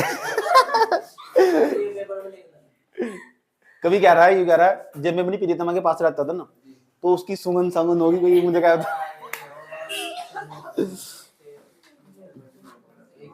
उसे भूल नहीं पा रहा। कभी अपने आप तो कभी दलील दे रहा, अपने आप याद कर रहा अपनी प्रियतमा को। बदतमीज है कभी। किसी भी प्रकार के मिलन नहीं हो सकता, क्योंकि मिलन की मोहक चांदनी रात्रि तो कब की बीत चुकी है। यूं कह रहा है, जाओ अब इन्हें याद करने के सिवा कुछ रहा ही नहीं। ऐसी वह चांदनी रात जब हम मिला करते थे वो तो कभी की बीत चुकी है, रात गई। अर्थात उसकी मृत्यु के कारण अब मिलन का समय तो बीत गया है, यानी उसकी जो प्रेमिका ना कभी की, उसकी मृत्यु होगी तो मिलन का समय बीत चुका। आगे चलो। अब तो चांदनी की रात को देखकर उसके काले घने बालों में गुंथे सफेद चांदनी पुष्प की याद आती है। भाई चुप हो जाओ। यूं कह रहा है, जब चांदनी रात को देखता हो तो चांदनी रात को देखने पर उसे याद आती है कि उसकी जो महबूबा थी ना, प्रियतमा थी, उसने अपने बालों में सफेद सफेद फूल लगा रखे, इस बात की याद आ रही। मुझे लगा कभी का तगड़ा सीन ना होगा। आगे चलो। आज जब उसका स्मरण हो जाता है, आज जब वो याद आ जाती है, तो बीते हुए जीवन के एक छोटे से स्पर्श का अनुभव स्मृतियों में साकार हो उठता है। जब भी आज उसकी याद आ जाना, ऐसा लगे मैं पुराने जीवन जी आया अभी। अर्थात लगता है जैसे वास्तव में प्रिया ने अभी अभी मेरा स्पर्श किया है। ऐसा लगा, मुझे लगा उसने अभी टच करा था, छुआ था, जब मैं उसकी पुरानी बातों की याद करता हूं। मगर है मेरे मन, ये स्मृतियां अब कभी नहीं पुनः जीवित हो सकती। वो मन को कह रहा है मेरे मन, ये जो मेरी यादें ना अब दोबारा जीवित नहीं हो सकती, मर चुकी है हमारी यादें। अब छोड़कर उसकी यादें, अब तो बताया तो, अब तो सिर्फ रूह साथ देगी।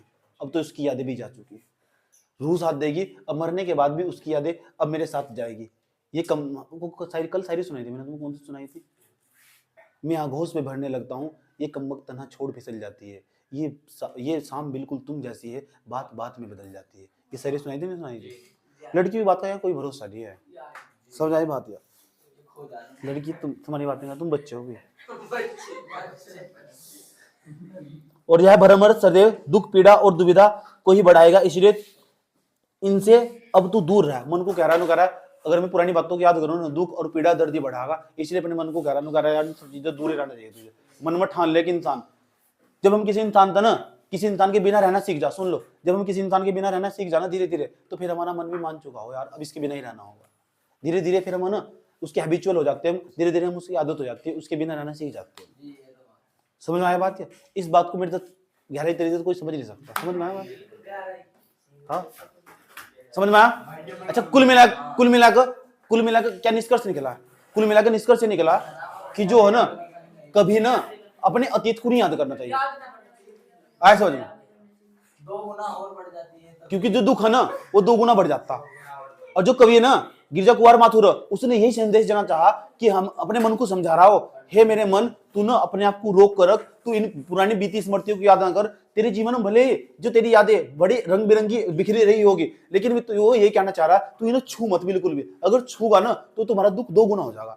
ये बात कहना चाह रहा कवि, समझ गए? अरे जान पूछ के याद करेंगे तकिए पड़े पड़ गए, हाय कैसे कर दिया, क्यों छोड़ के चला गया, कहां चली गई तू?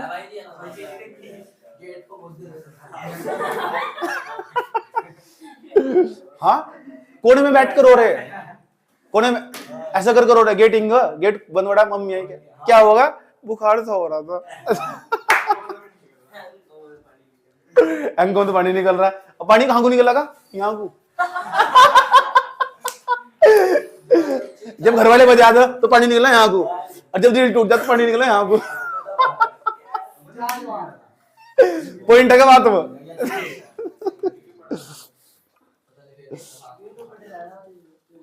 हाँ तो बताया तो, जब भी अब इस बार कभी रोने का मन करे ना तो इतनी वीडियो काट लेना मेरी, या देख लेना अपने अपने रोना भाग जा।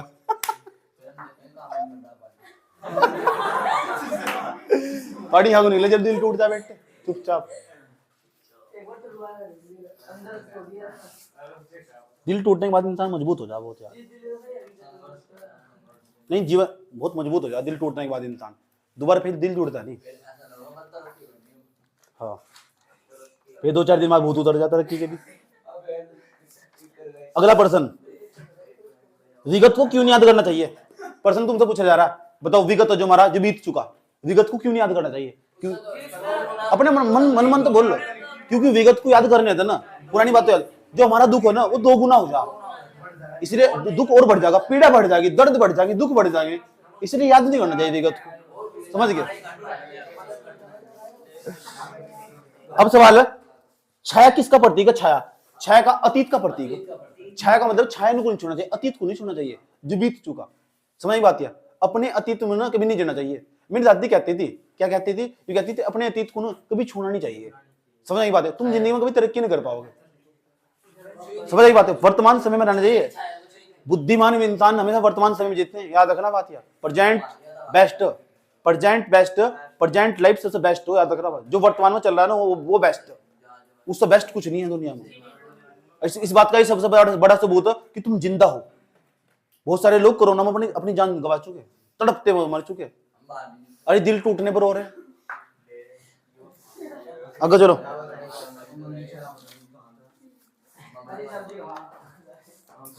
कुंतल के फूल से कवि का क्या आशय?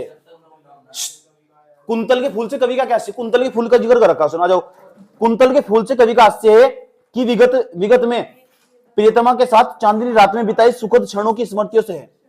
चांदनी रात में जो वक्त उसके साथ बिताया था ना, वो कुंतल के फूल से उसका आशय। हाँ आगे चलो, जो वर्तमान में ताजा बनी हुई है, उसकी यादें वर्तमान में ताजा बनी हुई चांदनी रात में। ओए सुन लो, चांदनी रात में जो बिताया था उसके साथ वक्त हाथ में, समझ आई बात है? हाथ में हाथ डालोगे, जिन्हें कभी अब तक भी भूल नहीं पाया है, कभी उस चांदनी रात को अब तक भी नहीं भूल पाया। आगे चलो, वह विगत जीवन में प्रियतमा के केसों के गुंथे के समान फूलों की गंध की तलाश के वर्तमान जीवन में करना चाहता है। कह रहा आज भी मुझे ऐसे कोई मतलब ऐसी कोई अनुभूति नहीं होती, समझ नहीं बात क्या? उसके बालों की तारीफ करने पर लगा हुआ, समझ में बात? आगे चलो, जब वह चांदनी रात को देखता है तो उन पलों को फिर से जीने की एक टिस उसके मन में उठती है। आज मैं बुढ़ापे में जवानी छा रही इस पर।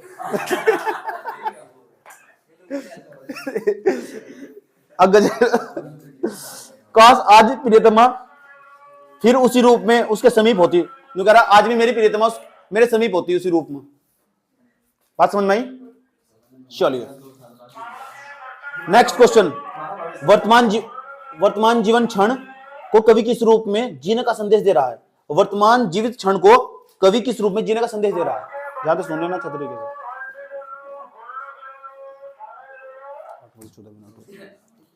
आगे चलो, कवि वर्तमान में प्रत्येक जीवित क्षण को इस रूप में जीने का संदेश देता है कि भविष्य के लिए एक मीठी याद बन जाए और जिसे हर समय भोगने को मन करता रहे। कवि कहना चाह रहा क्या जीने के लिए क्या संदेश देना चाह रहा है? इंसान के जीवन में ना जीने के लिए यादों का होना बहुत जरूरी हो। समझ आई बात? यार इंसान के जीवन में जीने के लिए यादों का होना बहुत जरूरी हो, और ऐसी भी नहीं मीठी मीठी यादें। मीठी मीठी कैसी हो? नहीं, जो स्टार्टिंग के पल हो ना, जैसे किसी के साथ तुम रिलेशन में आए तो शुरू के जो 2-4 महीने हो ना, वे मीठी मीठी यादें हो। हाँ, दिक्कत है कुछ?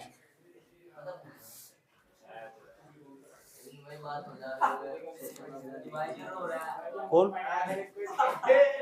किसी पे अंगू मारे आ रहा? तू क्यों रो रहा है बे यार? क्यों? गूगल मीटर के अनुसार भारत की जनसंख्या 1.38 करोड़ है।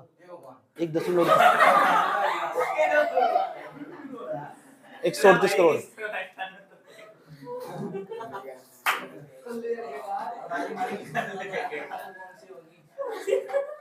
सुधियों को सुहानी और सुरंग क्यों कहा गया है? ये क्वेश्चन बहुत इंपॉर्टेंट है।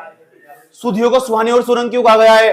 क्वेश्चन क्या कह रहा है क्वेश्चन? इसे पढ़ता हूं, ध्यान से समझना चाहिए। सुधियों को सुहानी, सुधिया अर्थात स्मृतियां। सुधिया का मतलब वो स्मृतियां, यादें प्राय जीवन के सुखद और आनंदपूर्ण क्षणों की होती है। यादें क्या हो? जो आनंदपूर्ण क्षण हो, जो रहे उसके साथ बिताए हो, क्योंकि किसी व्यक्ति के दुख के क्षणों को याद नहीं करना चाहता। इसी स्मृतियां सुरंग की तरह होती है। जो उसकी यादें हो ना, सुरंग की तरह हो। एक याद करेगा फिर दूसरी बात याद आएगी, दूसरी बात याद करेगा तीसरी बात याद आएगी, तीसरी बात याद करेगा चौथी। धीरे धीरे जो भी हुआ होगा ना, जब भी मन तक पहुंच जाएगा जहां सबसे पहली बार टच करा था। समझ बात मामला? तो सुरंग की तरह है ना। तो ये जो यादें हो ना, किसकी तरह हो? सुरंग की तरह। बात बताओ, समझ में आई नहीं है? आगे चलिए। अगर देखो, जब व्यक्ति उसमें खोता है तो स्मृतियां, एक स्मृति दूसरी स्मृति तीसरी स्मृति जुड़ती चली जाती है। एक याद दूसरी याद तीसरी याद चौथी याद पांचवी याद छठी याद, ऐसे करके जुड़ती चली जाती है यादें। यादों का क्या हुआ?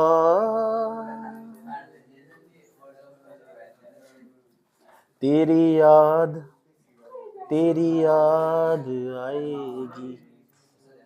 दिल हुआ दफन, चल गया कफन, तू जो ना मिला बस बता दे वजह, हम तो थम गए, गम में रम गए। ठीक है भाई, ये बताया गया इसमें, इतना ही लिखना। Next question. हर जीवित क्षण भूली सी एक छुअन कैसे बन जाता है? हर जीवित क्षण भूली सी एक छुअन कैसे बन जाता है? इसका मतलब वो हर जो जीवित क्षण वो भूली सी छुअन कैसे बन गया। सबसे लास्ट का प्रश्न है इस पैराग्राफ का, इस लेसन में सबसे लास्ट प्रश्न यही है। इतना ही पढ़ाऊंगा मैं। जीवन का प्रत्येक वर्तमान क्षण अगले क्षण का अतीत बन जाता है। अभी वर्तमान चल रहा है, मैं आज पढ़ा रहा हूँ, कल को तुम आज आओगे तो वो अतीत बन जाएगा। फिर तुम घर बैठ कर, जब छुट्टी पड़ जाएगी 10 से 15 दिन बाद, तुम बैठ के याद करोगे, यार किसी जमाने में हम इस गली में छिपते थे, पड़े हुए थे, ऐसे याद करोगे नहीं बैठ कर। फिर तुम ना धीरे धीरे बुढ़े हो जाओगे तो आते जाते बच्चे देखोगे, यार कभी हम भी काफी उठाकर इस गली में इधर को चले थे। अतीत बन गया नहीं बन गया? वो हर वर्तमान में ना हर क्षण अतीत बनता चला जा रहा है। वर्तमान समय में हर क्षण अतीत बनता चला जा रहा है। बीत रहा है वक्त जी के साथ, इसे कोई रोक नहीं सकता, कोई नहीं रोकने का। अब मैं और जवान होता चले जाऊंगा दिन पर दिन। ठीक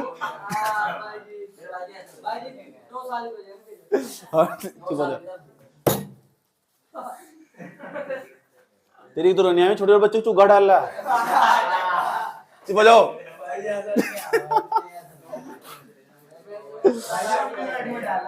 वर्तमान, चुप हो जाओ, बारात घर पर ले जा रहा हूं, चुप हो जाओ। वर्तमान में हम तो जीवन का सुख उपभोग कर रहे होते हैं। वर्तमान में हम तो जीवन का सुख उपभोग कर रहे होते हैं। भविष्य में केवल उसी स्मृतियां शेष रह जाती है, उसकी स्मृतियां, जो वे स्मृतियां जब हमारे मन मस्तिष्क में आती है। सुन लो, मेरे पास क्या नहीं है, मेरे पास गाड़ी है, बंगला है, धन है, दौलत है, सब, लेकिन आज भी ना जब भी मुझे अकेलापन फील हो, यार तुम सुनना नहीं चाहते तो पेपर में पढ़ने देना, देख पेपर नहीं देना 10वीं का, सब है मेरे पास, लेकिन मैं सुख भोग रहा पूरा जीवन में, वर्तमान समय में पूरा मजा ले रहा। यहाँ घूम वहां घूम, यहाँ घूम वहां घूम, पूरे स्टेट घूम चुका जब। अभी मैं 5 तारीख को फिर मेरी फ्लाइट, 5 तारीख को बेंगलुरु जा रहा हूँ मैं। हाँ, तुम्हारे पेपर खत्म और इधर साइड में मेरी शाम का टाइम फ्लाइट, उड़ जाऊंगा। समझ आई बात?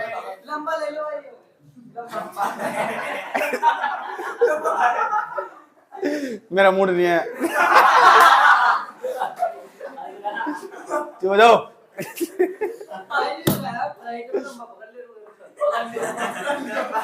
कहीं वहां गांव की बारात वाली बस थोड़ा ही है जो उठाएगा चढ़ा दे बुरसाटी में ही बाहर रह जाएगा।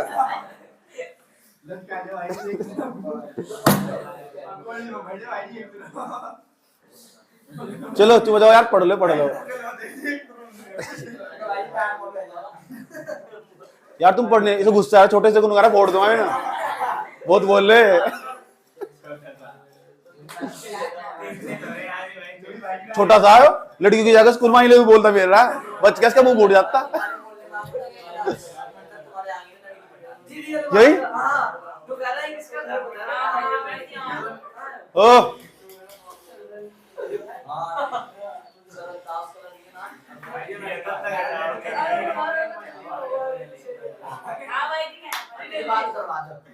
यही पोतड़े भी सूखे नहीं। ओ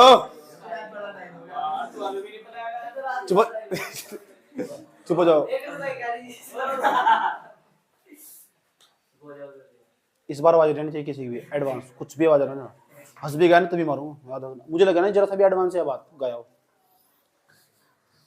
तो हम उन सुखद क्षणों को उसी प्रकार मूर्त रूप से अनुभव करते हैं जिस प्रकार से हम अपनी माँ और प्रियजन के कोमल स्पर्श को कभी नहीं भुला पाते।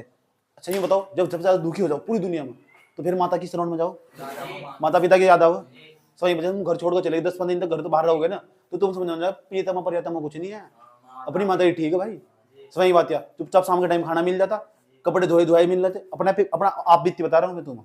सही बात है, कपड़े धोए वहां पता लगा कपड़े पर रगड़ा मारना पड़ रहा है।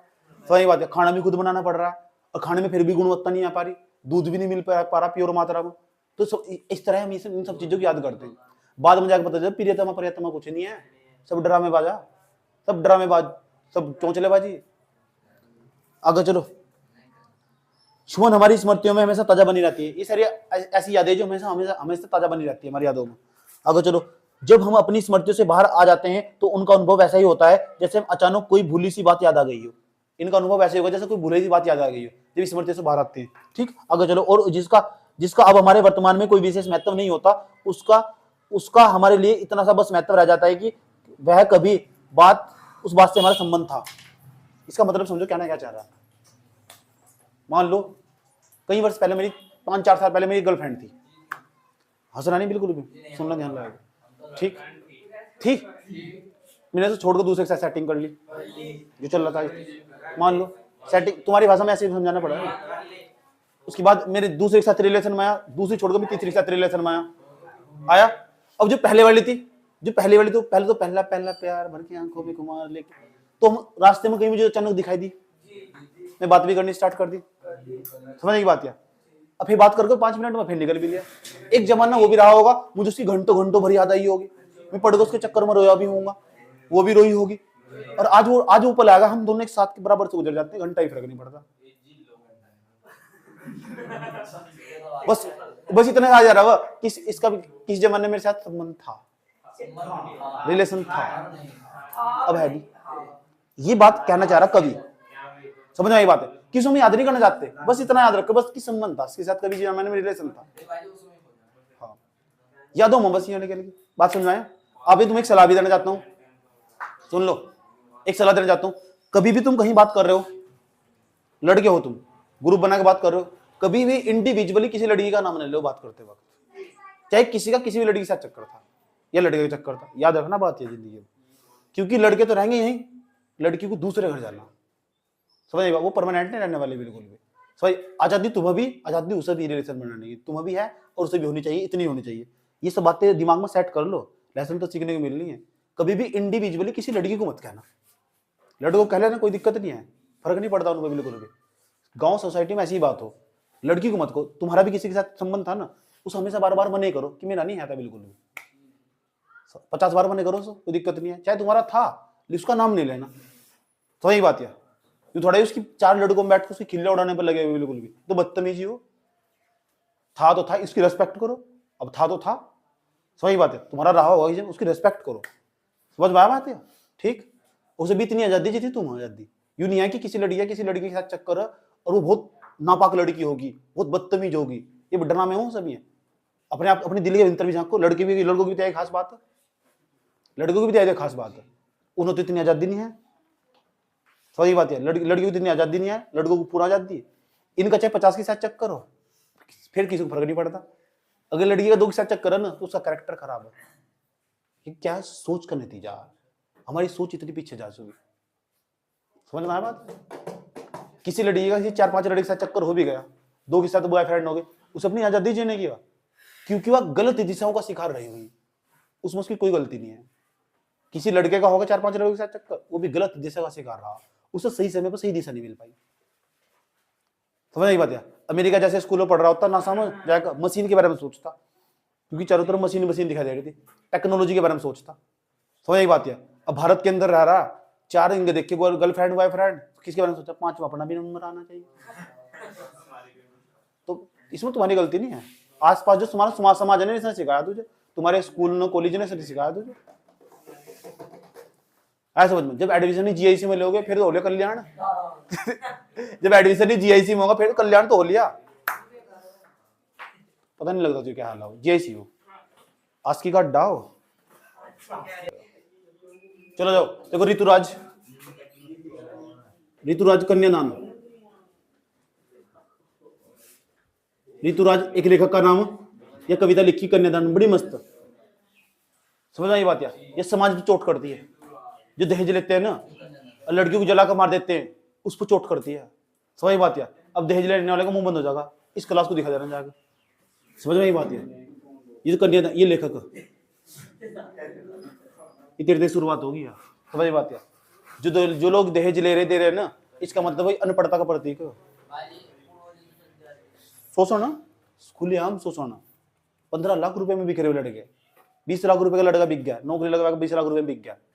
वो दहेज नहीं लिया, वो बिका हुआ लड़का बिक गया, वो बोली लग रही है उसकी। समझ में आया बात? जो दे रहे वे अपराधी। भारत सरकार ने इसका कानून बना रखा है, अपराध दहेज लेना और देना कानूनन जुर्म, फिर भी चल रहा अपराध। और ऐसी मानसिकता हो चुकी, अगर लड़की दहेज नहीं लेकर आई ना, ये समझ जाओ उसे ऐसी नजरों देखा जाएगा, क्या लेकर आई तू। बड़े बड़े लोग, पढ़े लिखे लोग भी उसके साथ उसे प्रताड़ना देंगे। हो सकता तुम्हारे घर में तुम्हारी मम्मी के साथ ऐसा हुआ हो, थोड़ा भेदभाव करा हो तुम्हारे बाप दादा ने, हो सकता, कुछ भी हो सकता कि क्या लेकर आई तू, क्या नहीं लेकर आई, कुछ भी नहीं लेकर आई, तेने हमारे लोंडे को बर्बाद कर दिया, हमारा लोंडा ये था वो था फलाना था ढिमका था। ये सब की घर की कहानी है, हमारे घर में हुआ ऐसा। मैं अपने आप बीतती बता रहा हूँ तुम। समझ में आया बात? मैंने समाज में ना बड़े पैमाने पर ऐसी घटनाएं अपनी खुली आंखों के नीचे होती देखी। जो मैंने जो आसपास जो महिलाएं, गांव की जो पुरानी महिलाएं हैं, जिनके अंदर बुद्धि कम है, वे ना मैंने दहेज का सामान देखने जाती देखी कि बुलाया जा, देखो हमारे यहाँ दहेज का सामान क्या क्या देखने आऊं। खुलेआम शोषण हो रहा, खुलेआम शोषण देखना।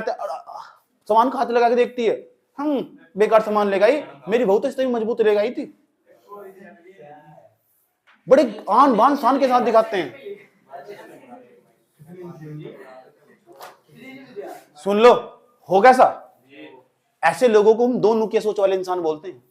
2 नुकिया सोच। और ये सोच कभी नहीं बदलने की। ये सब घर में आम है, सब घर में आम। मेरे घर में शादी होगी, मुझे भी दहेज लेना पड़ रहा है, देना पड़ रहा है, क्योंकि उनकी मानसिकता ऐसी बदल गई ना। मैं सोच रहा है कैसे बदलने नहीं चाह रहे बिल्कुल भी, ये तो और बढ़ता जा रहा है।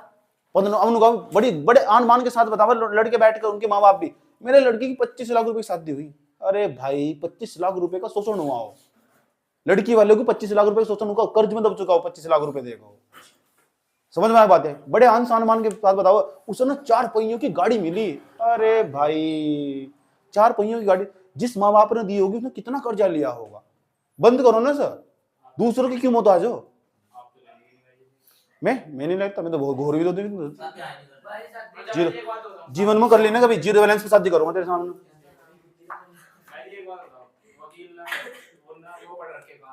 हाँ। एक वकील की लड़की की शादी हुई तो जी वो अपनी लड़की को दहेज नहीं देने का।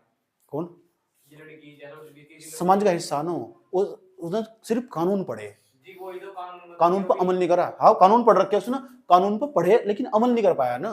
दिक्कत यहाँ ना, अगर जज साहब होता और जज साहब के यहाँ किसी का दहेज लेन देन हो जाना तो अंदर चला जा सीधा सीधा, इतनी देर में केस ठुक जा सीधा। और ये तुमने किसी के यहाँ दहेज ले जा रहा, तुमने शिकायत कर दी, तुमने देख लिया किसी को दहेज लेता देता, शिकायत कर दी, ये तो सामान फटाफट सारा जल्दी घर में ले जाओ, घर में ले जाओ। कानून अपराध है ना, पता लग गया ना, तुम्हें शिकायत कर दी, अंदर जाएंगे सब। इतना 1 रुपया भी गिफ्ट भी लेना पाप, गिफ्ट जो देने जाओ तुम किसी शादी ब्याह को, वो भी अपराध की श्रेणी में आओ, अपराध की श्रेणी में आओ। गिफ्ट देना भी है जो तुम देने जा रहे। लोग कहते थे ना गिफ्ट के रूप में, क्या वो कैसे कम भोज अपनी सुख सुविधा के साथ बनाया गया, ठीक है, लेकिन ये भी अपराध की श्रेणी में आओ, याद रखना बात यार। हाँ 50,000 रुपए का तुम खाना खा के आ रहे हो उनके घर में जाकर, उसके घर में कर्जा लेकर उसने गरीब आदमी में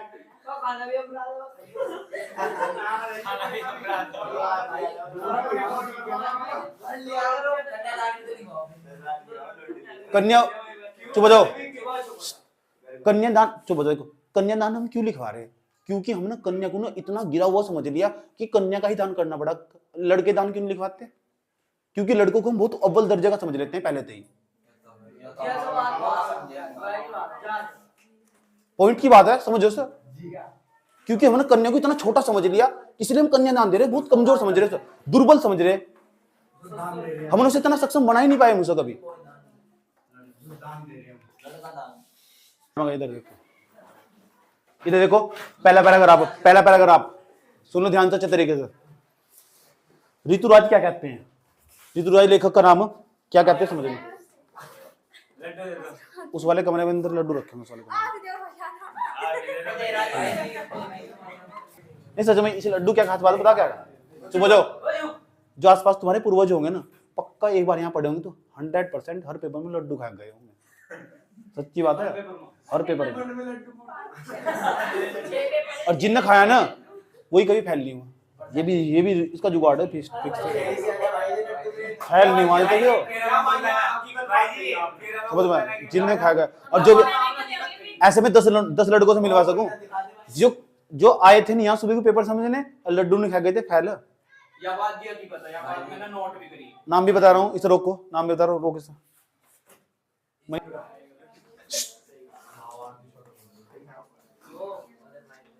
देखो एक बार मैं पूरा पैराग्राफ पढ़ रहा हूँ कन्यादान वाला, पहला पैराग्राफ गाइड में, इसका भावार्थ समझो, भावार्थ क्या कहना चाह रहा है। कवि कन्यादान के समय मां की स्थिति और उसके द्वारा लड़की को दी गई सीख के विषय में कहता है। अच्छा मुझे बताओ, कन्या का दान कर दिया गया, कन्या को भेज दिया गया, अब मां ने बेटी को अपनी सीख दी, कुछ पता क्या कहा? देखिए जो बातें बताई बहुत गहरी बातें हैं, समझ नहीं पाती है। यह उस समय के समाज में चोट करती है जिस समय कविता लिखी गई। आज का समाज भी ऐसा ही है हमारा, समझ बात। मां ने बेटी को सीख देकर भेजती है, बेटे को तो कोई सीख नहीं देती है। मां बेटी को सीख देकर भेज रही, देख ऐसा ऐसा करना ससुराल में रहेगा, समझ, अपने चेहरे को देख कर मत लीजिए ना, ज्यादा मेकअप मत करना, नहीं तो लोग जो लाके मार देंगे तो ये चूल्हे में ही दहेज। समझ में आया बात? सुन लो ध्यान लगाकर। लड़कियों का तो बहुत शोषण हो यार। जब तुम्हारे यहाँ घर में लड़की होगी, उसकी शादी करनी पड़ेगी, जब उसे दुखी करेंगे तो पता लगा। तो चुप, बात न करो, सुन लो। किसी मां का वह दुख दूसरा किस प्रकार जान सकता है? जिस मां ने अपनी बेटी दूसरे को दी हो, वो दुख सिर्फ वो मां ही जान सकती है, कोई नहीं जान सकता। जो उसे विवाह के समय अपनी कन्या का दान करते समय हुआ होगा। एक बेटी को कई साल तक पाला, 20-25 साल तक पाला, और उसके बाद में दूसरे के हाथों में सौंप दिया जाएगा। समझ में आया बात? यार इससे बड़ा दुख कुछ नहीं हो सकता, इससे बड़ा दहेज क्या होगा यार। कितनी छोटी सोच रखते हैं आसपास के लोग, इससे बड़ा दहेज कुछ नहीं हो सकता। पता जिसके घर में ब्याह होगा या हुआ होगा, तुमने देखा भी होगा कहां तक पैसे जुटाना पड़ता। समझ बात? यार पर ऐसा हो नहीं सकता तुमने ब्याह में किसी से पैसे नहीं लिए हो, जब भी पैसा ब्याह होगा इतना महंगा पड़ जाए ब्याह, लड़की का ब्याह करना। इसलिए लोग चाहते हैं जब दहेज देना पड़ेगा, इसीलिए लोग चाहते हैं कि लड़की ना पैदा हो। समझ में आ बात है? जब भी तुम्हारे यहाँ कलिंग अनुपात गिरता चला जा रहा, प्रति 1000 पुरुषों में हरिद्वार के अंदर 873 आसपास महिलाएं हैं। हरिद्वार सबसे पीछे, लड़का लड़की में बहुत भेदभाव कर हरिद्वार के लोग। किसी के यहाँ लड़की पैदा हो जाए ना, मैं यहाँ तक भी लड़कों को जानता हूँ। अब यहाँ पड़ोस में हमारे यहाँ से एक यहाँ 3-4 लड़कियों पैदा होने के बाद भी लड़का पैदा हुआ, ढोल बजाएगा वहां, डीजे बजाएगा लड़के के नाम पर, लड़की के नाम पर कोई डीजे ही नहीं है। खाना खिलाया गया पूरी कैटेगरी को लड़का होने पर। तो क्यों, क्या है दो न्यूक्लियर सोच है। और लोग वहां पार्टिसिपेट कर रहे, लोग वहां पार्टिसिपेट कर रहे, खाना खा रहे, डीजे पर नाच रहे दबाकर। कैसी सोच सब लोगों की। चलो चुप हो जाओ। मानो देखो दान करते समय, तो बताओ माता को दान करते समय अपनी बच्चे का दुख हुआ होगा नहीं हुआ होगा? तुम नहीं हिंदी को पढ़ नहीं रहे, तुम हिंदी को जी रहे, पूरी जिंदगी तुम हिंदू की याद रखो, भाई जी ने समझाई थी हिंदी में। समझ में आया बात? यार सबसे बड़ी खास बात तुम सीख रहे था, और ये तो काम था सीखने का। तूने पूरी हिंदी सीख ली मेरे साथ साथ। अब तुम जिंदगी में कभी नहीं कह सकते मैंने 10वीं की हिंदी नहीं पढ़ी। हर हिंदी की जो सीख दे रही है ना, वह सारी सीख तुम्हें हमसे याद रहेगी। ऐसा बच्चों का कहना, अनुकारी सब कुछ तो भूल गया, आपका पढ़ा हुआ आज भी 8 साल के बाद भी याद है। कुछ बातें ऐसी हो, कहीं भी टकरा जा, पढ़ाती हुई आपकी जो पढ़ाई हुई तो कहीं भी टकरा जा, कहीं भी। अब देख रहे हो तुम 4-5 साल बाद जाओगे ना, कहीं भी टकरा जाए तो मेरी बार बातें। कोई बच्चा नाम लेगा ना कन्यादान वाले लेसन का, तो बता इसमें तो मुझे पता, ले बेटे तो पूछ ले, तुम्हें अपनी भाषा में बता दोगे सर, बच्चे को पकड़ कर इतना तुम्हें याद रहेगा। ये मेरे पढ़ाने का जादू 12 साल में कमाया मैंने। समझ आई बात? है इतनी आसान भाषा में, सरल भाषा में तोड़ कर, चल तुम्हारी भाषा में तोड़ कर बताया तुम्हें। चलो आ जाओ। मानो वह अपनी अंतिम पूजा दान कर रही है। जब बेटी जा रही है ना, ऐसा लग रहा है मानो अंतिम पूजा दान कर रही है। ऐसे व्यक्ति को जिसकी पात्रता अपात्रता के विषय में उसे स्वयं दुविधा हो, वह उसकी अमूल्य पूंजी भली भांति सहेज कर रख पाएगा अथवा नहीं। इसका मतलब एक ऐसे व्यक्ति को सौंपा जा रहा है, उस लड़की को जिसने कभी देखा नहीं, उसे जाना नहीं, पहचाना नहीं। समझ आई बात? क्या उस माँ की जो पूंजी वा धन हो, जो संपदा, उसे क्या संभाल कर रख पाएगा या नहीं रख पाएगा? इस बात के लिए जो माता ने रोती रहती है, डरती रहती है, इसलिए रोती है अपनी बेटी के जाते समय, कभी इसका शोषण न हो जाए। मेरे घर पिछले वाली गली में ही ना, समझ आई बात? है एक लड़की को जला काट कर मार दिया गया दहेज के चक्कर में। समझ, ये सब मैंने अपनी आंखों के सामने होता देखा। और उन्होंने कम से कम 10-15 लाख 10 लाख रुपए के आसपास लगा शादी करी होगी। 1-1.5 लोगों का खाना बनवाया था उन्होंने।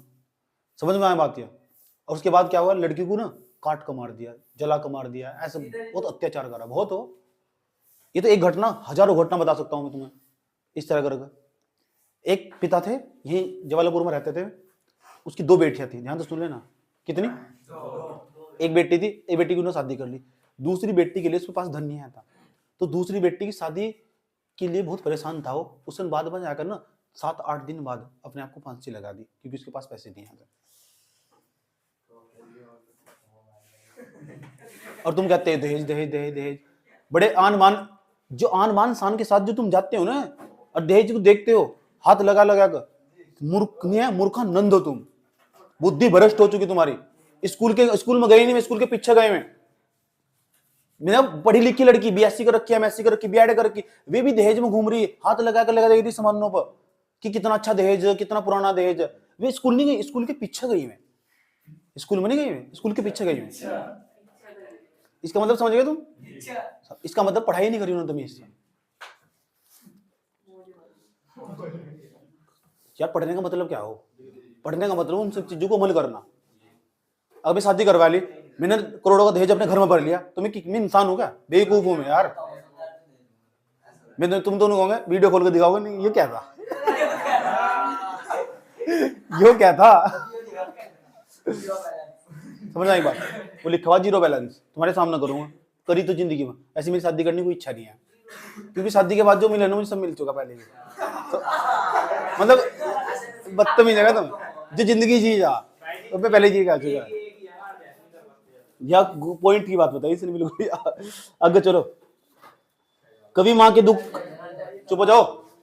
कवि माँ के दुख का स्पष्टीकरण करता हुआ कहता है, कवि ना उसकी माता के दुख के बारे में बता रहा है, स्पष्टीकरण दे रहा, क्या कह रहा है कि लड़की अभी विवाह के योग्य आयु की सियानी नहीं थी। अभी तो लड़की का विवाह नहीं हुआ था। लड़की की पहले 9 साल की उम्र में शादी करते थे। 9 साल की उम्र में, 500 साल पहले की बात बता रहा हूं तुम्हें। 9 साल की उम्र में लड़की शादी करते थे। सोच लो क्या सोच रही होगी। फिर 12 साल बढ़ाई गई इसकी उम्र, फिर 14, अब 18 कर रखी। अब उम्र कर लड़कों की 21। भेदभाव तो यहाँ भी है, जब लड़की भी 21 करो। यह सरकार जो आई है वर्तमान समय जो सरकार है, इसने अच्छा काम करा। चलो मोदी की सरकार ने एक तो अच्छा काम करा, ये विवाह की उम्र घटा के 21 कर रहे हैं। 21 लड़का होगा, 21 लड़की की होगी, तब जाकर, क्योंकि लड़की मैच्योर हो जाएगी। लड़की की उम्र 18 हो तो तब शादी करेंगे, लड़के की हो 21 तो तब शादी करेंगे। पहले उम्र 14 थी यार, 14 वर्ष की उम्र में लड़की शादी करते थे। अब देखो दिक्कत क्या हो, कम उम्र में शादी करने से क्या दिक्कत हो? एक तो कम उम्र में पढ़ी लिखी नहीं आवा, दूसरे नंबर पर जब शादी कर लेंगे ना, उसे इतना ज्ञान भी नहीं है समाज परिवार का। समझ नहीं बात है? उसका जो बच्चा पैदा होगा उसका ध्यान पूर्वक, उसे पता ही नहीं ना कुपोषण क्या हो, बहुत सारे रोग क्या हो, बीमारियां क्या हो, कैसे लड़ा जा, घर में परिवार में कैसा रहा जा। उसका क्या, उस बच्चे का भविष्य, वो अपने ही भविष्य बर्बादी करा। सुनो, उस बच्चे का भविष्य बर्बादी उससे पैदा होगा, और वो धीरे धीरे बढ़ेगा ना, जो बच्चा बड़ा होगा वो अपराधी की श्रेणी में चला जाएगा। तो हम देश को कभी भी साकार नहीं कर सकते, इसलिए हम बाल विवाह पर प्रतिबंध लगाना ही होगा। समझ में ये बात? है अगर अच्छा देश बनाना, अच्छे देश का निर्माण करना, तो बाल विवाह पर प्रतिबंध लगाना होगा। दूसरा, कम उम्र में बच्चों की शादी को रोकना होगा। समझ में आई बात है। दहेज को रोकना होगा, जब तक नहीं रोकोगे ना तुमने इसका विरोध नहीं करने के, तुम लोग बढ़ावा दे रहे हैं ना। तुम जाते हो शादी में खाना खाने, मैं नहीं जाता, उसमें जाता ना मैं जिसमें गरीब आदमी हो बहुत ज्यादा। सही बात, उस शादी में जाने का मैं बिल्कुल भी, जहां दहेज दिया गया हो मैं उसका विरोध करता हूँ, मैं तो मना कर देता हूँ। मैंने कहा तुम बेकार आदमी हो यार। मैं तो कहीं को मेरे गांव में आसपास शादी हो तो मैं मुंह पर कह दूं जाकर बैठ कर, मैंने कहा जी हम करे भी क्या, बताओ गरीब आदमी, फिर इसका शादी कौन करेगी, एक ही बच रहा है यहाँ से, एक ही लड़की बच रही है हमारी, इसकी शादी कौन करेगी। फिर उनको भी धीरे धीरे तरह से आ जा। फिर लड़की वाले को सोचूं मैंने कितना मांगा था इन्होंने, कहा था बस 2-3 लाख रुपए में शादी कर दे, 2-3 लाख का दहेज मांगा था इन्होंने बस। ये सब चीजें मैंने अपनी आंखों तो अपनी मुंह से सुनी बातें में। जब मैं बड़ी बड़ी क्लासों में पढ़ाता हूँ ना, तो बड़ी बड़ी क्लासों में दहेज में पूरा लेक्चर देता हूँ, 4-4 घंटे मैंने लेक्चर ले रखे दहेज में। बच्चे सुन रहे थे, बड़े बड़े बच्चे, दूसरे प्लेटफॉर्म पर पढ़ा रहा बाहर था, बाहर के सुनने, दिल्ली के बच्चे बैठ के सुनने, उन्हें क्या सुनने ही तो सुनने कि कैसी फीलिंग आ रही, कैसी सोच है गुरु जी की। समझ में आई बात। फिर लिखना पड़ा वहाँ बड़े बड़े पेपर में, आओ 250-250 शब्द लिखने पड़े, जिस तरह तुम निबंध लिखा वहाँ क्वेश्चन लिखना पड़ा, इस तरह इनमें बड़े बड़े लेक्चर दिए, सुनो बैठो, पूरी मीटिंग को संडे वाले दिन बैठ कर लैपटॉप पर सामने। समझ में आया बात है। ठीक, तो बड़ी पढ़ाई ऐसी हो, उसमें विश्लेषण करा जा। बड़े लोग कभी दहेज नहीं लेते, क्यों? बड़े लोग क्यों नहीं दहेज लेते? क्योंकि उनकी सोच बड़ी हो। ये सब छोटे लोगों का काम हो, दहेज लेना देना। अब मैं अपनी गारंटी ले सकूं, अपने घर वालों की मैं गारंटी नहीं ले सकता मैं, क्योंकि मेरे पास कंट्रोल नहीं आना हुआ। मैं अपनी गारंटी ले सकता हूं, तुम्हारे सामने कह रहा हूं, कभी नहीं लेने का गारंटी। समझ में आया बात है। जो लेगा ना उसका भी विरोध करूंगा, जो देगा उसका विरोध करूंगा। बंद करो ना सर, अपने खुद के बलबूते पे सक्षम बनो ना यार। क्या जरूरत पड़ रही तुम्हें किसी से लेने देने की? इसलिए इस संसारिक समझ अब तक बिल्कुल नहीं। अच्छा बताओ, लड़की भी सियानी भी नहीं आती, उसकी शादी कर दी, उसकी संसारिक समझ भी नहीं बन पाई थी, अभी संसार की समझ भी नहीं आती उसे कि जीवन जीने के लिए बड़ी चतुराई की आवश्यकता होती है। भले भोले भाले सीधेपन से जीवन में काम नहीं चलता, किंतु लड़की जीवन की एक सच्चाई अनजान वास्तव में भली भोली भाली स्वभाव की सरल थी। लड़की बहुत सरल थी, सरल स्वभाव की थी। उसके बाद अपने इस भोलेपन और स्वभाव की सरलता के कारण वह विवाह संबंधी सुखों के सौपन सजाना ही जानती थी। वह इस वास्तविकता से बिल्कुल अभिनव थी कि सुख की कल्पना कर रही है। लड़की बहुत भोली भाली थी, सीधी सादी थी, उसे जानकारी नहीं आती, कम उम्र में विवाह कर दिया गया। अगर चलो विवाह के बाद की सच्चाई ठीक इसके विपरीत है। उसे तो बताया विवाह करने के बाद उसको सुख शांति मिलेगी, लेकिन इस विवाह करने के बाद इसकी जो सच्चाई है ना बिल्कुल विपरीत है। सुख शांति नहीं है, बहुत सहना पड़ा। सास ये कह रही, बहू ये कह रही, आसपास की औरतें ये कह रही, घर में खाना नहीं बनाया, यो माँ बाप के पैसे पे मौज हो, याद रखना। समझ बात है। उसे विवाह उपरांत ससुराल में किन दुख और कठिनाइयों और संघर्ष और पीड़ा को सहना पड़ेगा। उसे तो इस बात की जानकारी भी नहीं आती कि ससुराल में जाके सब सहना पड़ेगा, कि वो पराये घर में चली गई, उसकी सास ये कहेगी, ससुर ये कहेंगे, पड़ोस के आएंगे ये कहेंगे। कम उम्र में ब्याह कर लिया गया।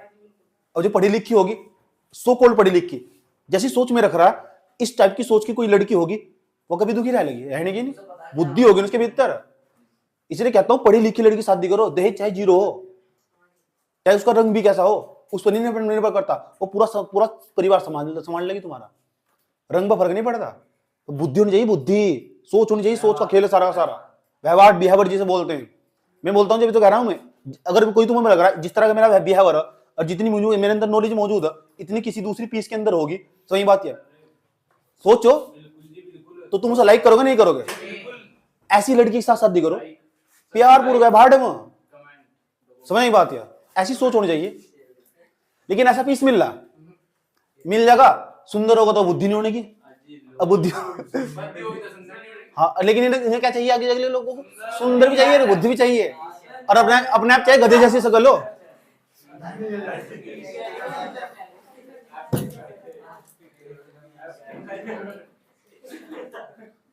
चलो आ जाओ। इसका उन्हें तनिक भी ज्ञान न था।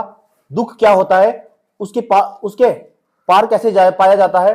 जीवन की पाठशाला में अभी यह पाठ पढ़ना न सीखा था। जीवन की पाठशाला में पाठ ही नहीं पढ़ा था कि दुख क्या हो उस लड़की का जिसका ब्याह कर दिया कम उम्र में। समझ में? जीवन की पाठशाला में पढ़ाया तो थोड़ा पढ़ाया जा कि शादी के बाद तेरे साथ ऐसी ऐसी घटनाएं घटेगी, तो दहेज के मारो प्रताड़ित करा जाएगा, बार बार अपने घर पर फोन करवाया जाएगा कि ले अपने घर तक 10,000 रुपए मांग, 20,000 मांग। समझने की बात है, ये सब आसपास तुमने अपने घटना सुनी होगी। समझ में आया बात? या परेशान करे जा बहुत।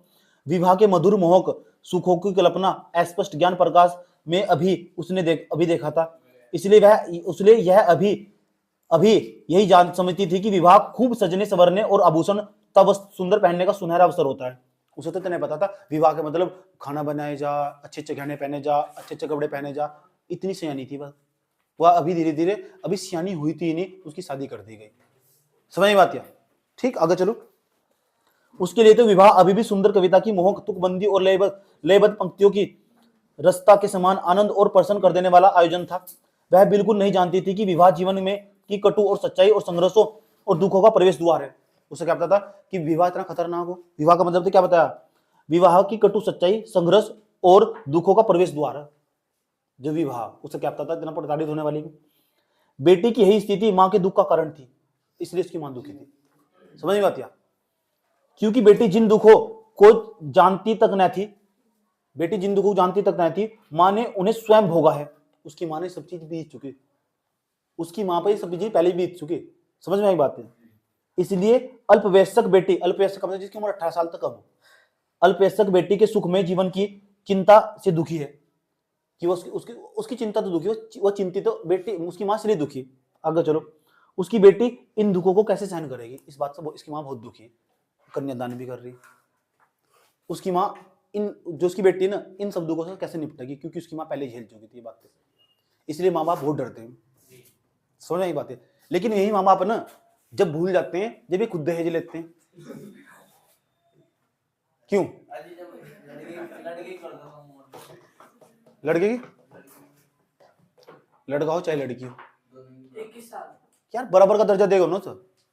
क्यों भेदभाव क्यों करी क्यों रहे तुम? कन्यादान लिखवा रहे जाकर यार। कन्यादान लिखवाने कितनी दोनों क्या सोच हो चुकी।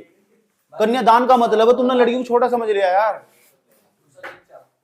नीचे दिखा दे तुम बहुत कमजोर हो, तुम पैसा नहीं कमा सकती, ले हमने तुम्हारा दान कर, दान मत दे दिया तुम। लड़कों कब करना दान हुआ? लड़का दान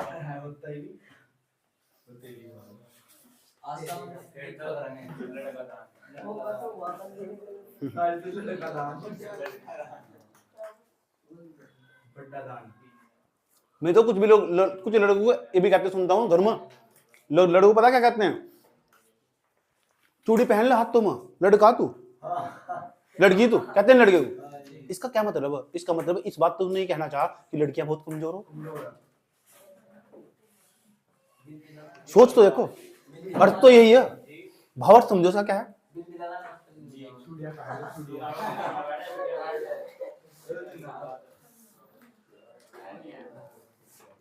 चलो चुप हो जाओ। लड़की की सरलता को दर्शाने के लिए कवि ने कौन कौन सी पंक्तियां रची है? लड़की की सरलता को दर्शाने के लिए, ठीक है, ये देख लेना, क्वेश्चन ज्यादा इंपॉर्टेंट नहीं। चाहो अंतिम पूजा के रूप में कन्यादान की जाती बेटी की तुलना की औचित्यपूर्ण है। मां ने बेटी को अंतिम पूजा क्यों लग रही है? ये सवाल है कि मां बेटी को अंतिम पूजा क्यों लग रही है? ये बताओ, मां बेटी को अंतिम पूजा क्यों लग रही है? अंतिम पूजा का मतलब अंतिम पूजी क्यों लग रही है? चली जाएगी वह। क्यों? क्योंकि वो मां ने बेटी को इतने साल तक पाला, वह उसकी पूंजी थी।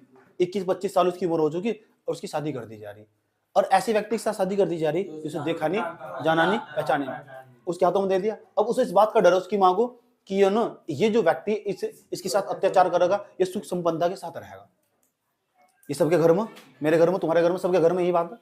आए समझ में? कोई दिक्कत? जब तुम कभी दूसरे का मजाक बनाना स्टार्ट करो ना, कभी भी जीवन निकालो, मन करे, तो उस बात को पहले अपने आप पर लेकर सोचो, ये चुप हो जाओगे हमेशा। तो कम नहीं है, तू याद रख रहा, नंबर 1 है तू।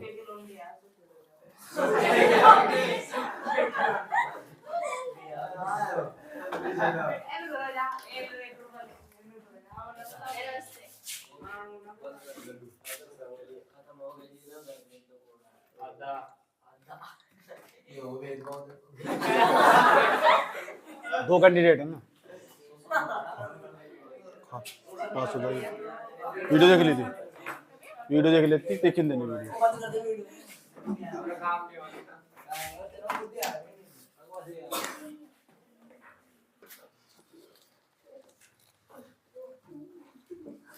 अगला क्वेश्चन है, सुन लो ध्यान से। किसका दुख प्रमाणित था और क्यों? अच्छा ना बताओ, दुख किसे हो रहा?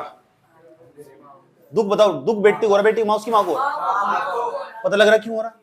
क्या कारण है? चलो बताओ क्यों हो रहा है तू? और बताओ, यही बात सही है। और जितनी बातें तुम मुझे बताना चाह रहे हैं ना, ये बताई तुम ना, ये सारी बातें मैं उत्तर में लिख देना। समझ आई बात? है ऐसे ही लिखना, बिल्कुल यही सीखा तुम ना।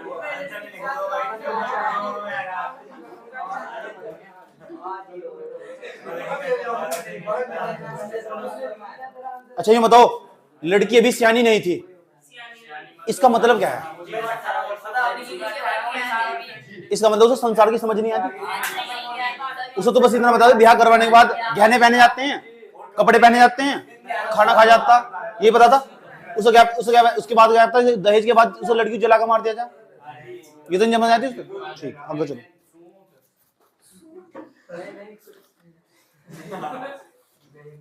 अच्छा इन्हें बताओ, जो कन्यादान कविता, इसका विषय क्या है? कन्यादान कविता इसके विषय में, इसका प्रतिवाद विषय क्या है? इसके बारे में लेखक क्या कहना चाह रहा है? जो तुमने सीखा हो बताओ अभी तक।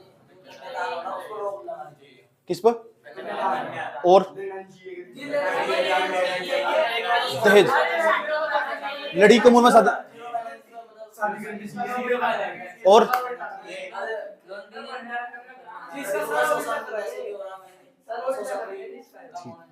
हमें बता दो क्या लिखोगे पेपर में? कन्यादान कविता का प्रतिवाद विषय क्या है? कन्यादान कविता से हमें क्या विषय, किस सब्जेक्ट पर लिखी है?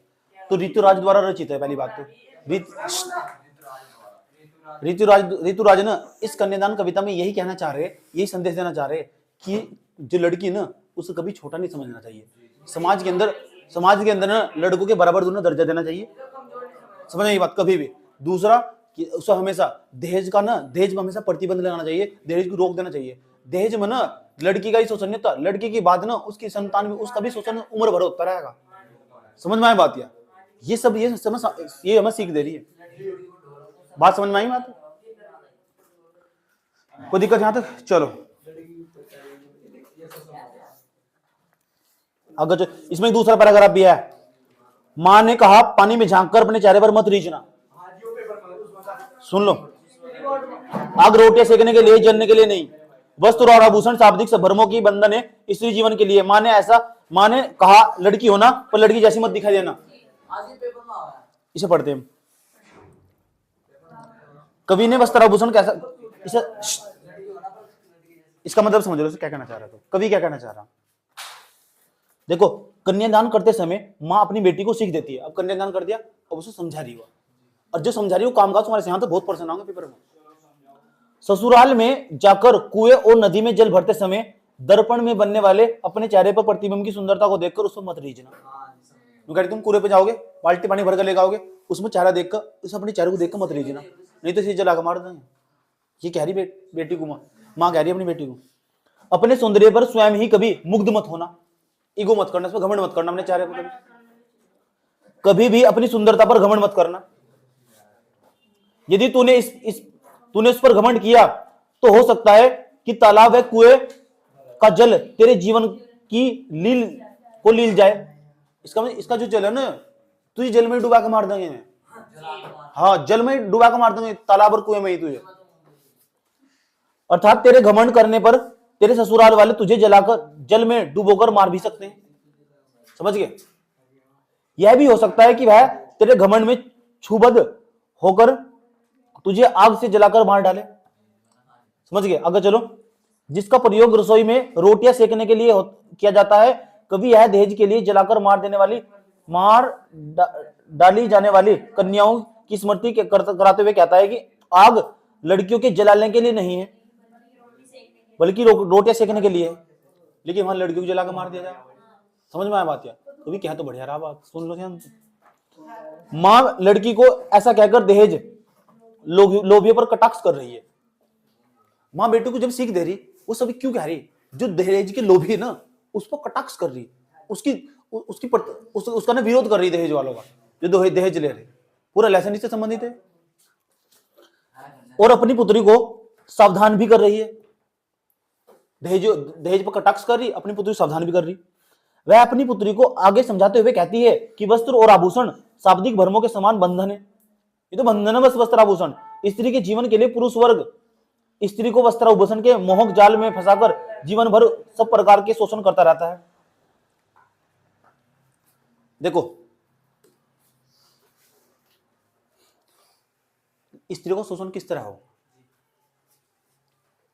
क्या करेंगे, पुरुष आएंगे पूरे दिन भर काम करेंगे, नहीं करेंगे, निठल्ले होंगे, घर मांगे, ये सब अपने घर घर की बात है।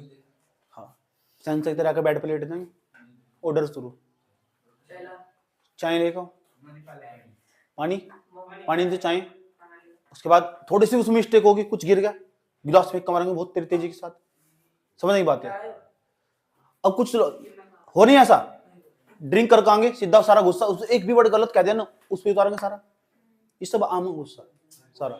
घर बाहर किसी के साथ लड़ाई बजी ना, बॉस के साथ लड़ाई बजी, तो जब गया महिला को, तो महिला को बहुत अच्छा अत्याचार सहना पड़ा। पूरे दिन तो वो अपने सास ससुर के बारे में सुनती रहती है, उसकी बुराई करने में लगते रहते हैं, उसके ससुराल, उसके माँ बाप की बुराई करते हैं, उसके भाइयों की बुराई करते हैं, उसके सास ससुर या उसकी जो आसपास की जो बुआएं हों, वे भी इस काम में आग में घी का काम करती रहती है। सही बात, ये बात सही है गलत है? दूसरे नंबर पर क्या, कितना शोषण। अब जहां शोषण नहीं होता ना, वहां भी देखो शोषण कैसे हो। चलिए तो गांव की बात, अब शहर की बात सुन लो। शहर में देखो शोषण किस तरह हो। पति आया, बेड पर लेट के, पता क्या कर, बेबी बहुत अच्छे लग रहे हो, ऐसे ऐसे करते हैं। शोषण देखो किस तरह, प्यार वाला शोषण किस तरह। अच्छा एक काम करो, अब मेरे लिए चाय बना दो। हाँ, भाई काम तो ही करेगा, काम या नहीं करी होगी पूरे दिन में, खुश होकर बनाओगी, इससे क्या प्यारा वाला शोषण। ऐसे समझ गए ना तुम, ये तो शोषण ही। बेबी एक काम करो, अभी मेरे दोस्त भी आने वाले हैं, उनके लिए खाना बना दो, जाओ। अच्छा काम तो दोनों ने करा पूरे दिन, वो घर का वो बाहर का। हो सकता है वो अभी सर्विस पे गई हो सकता है किसी का 8 घंटे की ड्यूटी हो, अभी 8 घंटे की ड्यूटी करेगा, ये 8 घंटे, तब भी चाहे कौन बनाएगा, पत्नी बनाएगी। खाना कौन बनाएगा, तब भी पत्नी बनाएगी। इसे क्या है, बेबी बहुत अच्छे हो, ऐसे समझ में। आपके देखो हाथ कितने सुंदर लग रहे हैं, और तू कोई ढंग की हो ना, पढ़ी लिखी, कोई ढंग की पढ़ी लिखी हो ना, मैंने जितनी, पता क्या कहती है, एक काम करो, इस मक्खन में मैं फंसने वाली नहीं है, चुपचाप जाके चाय बना लो।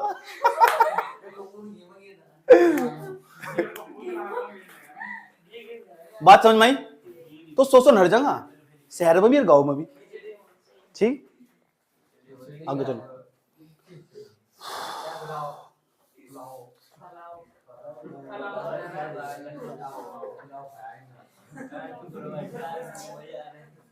तो पुरुष समाज ने महिलाओं का बहुत शोषण करा और आज भी कर रहा। एक दार्शनिक का पता क्या कहना, 1000 साल बाद ऐसा समय आएगा, महिला बैठेगी, पुरुष घर में पोछा लगा रहा हो। समाज में महिलाओं का राज होगा। सही, बराबर का दर्जा मिलना चाहिए ना। इन्हें में तो पता चला कितना दर्द सहना पड़ा, फिर पुरुषों को बेल्ट लेके छत की।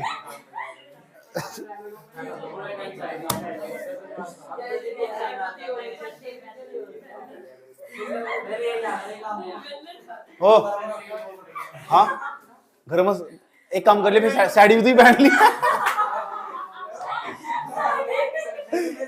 साड़ी भी पहन ली है।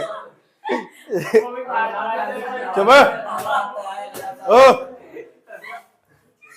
हेलो भाई जी, अभी आपने वाली बात कह दी नहीं, ठीक है, अभी जो आप समझाए थे वाली बात कह दिया।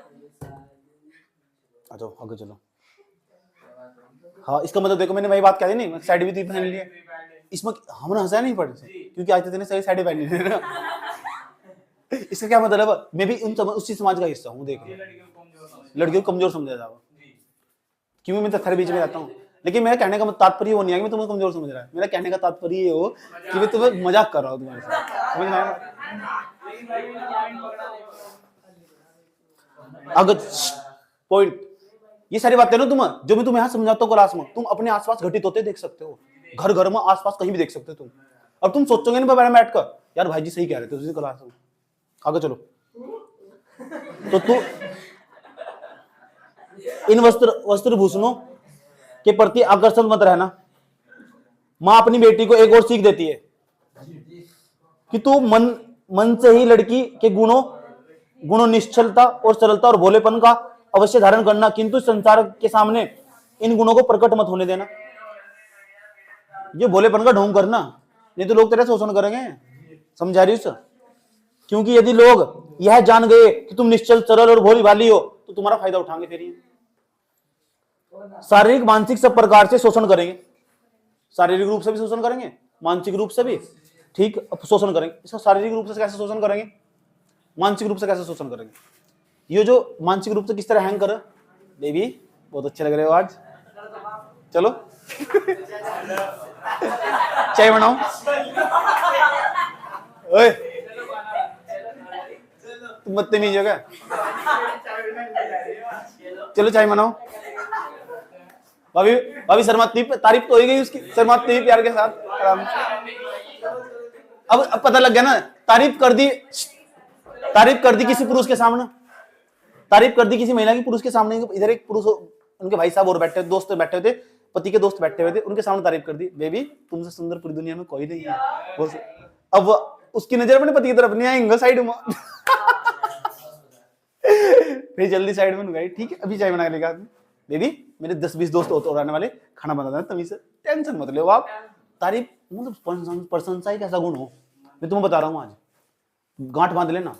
अगर तुम्हारा कोई काम नहीं हो रहा ना, सुन लो और चुपचाप जाकर उसके 2 मीठे बोल लो कहीं भी, किसी व्यक्ति पर, वो सबको पसंद हो, प्रशंसा करके इसी कुछ भी ले लो, कुछ भी। सच में मेरे मन हमारे स्टाइल हो, कभी कल को आके मुझे कहना भाई जी बहुत सुंदर लग रहे हैं, मेरी मसले वाला है जाले में, किसी को देख लो, किसी को भी अपने आप।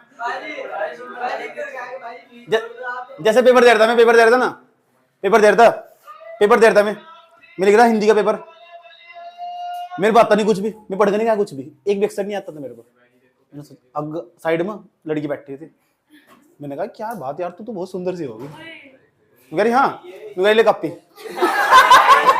तू ही रख, तू कह रही कॉपी तू ही रख।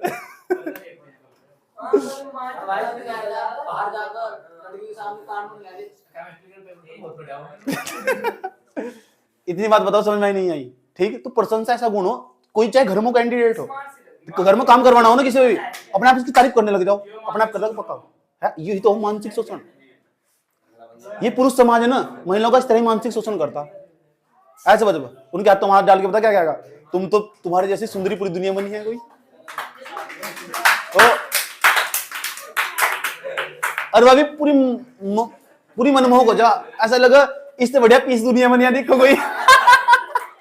और उन्होंने बताया मानसिक शोषण हो रहा है, और शारीरिक शोषण तो बताइए तुम्हें किस तरह करते हैं।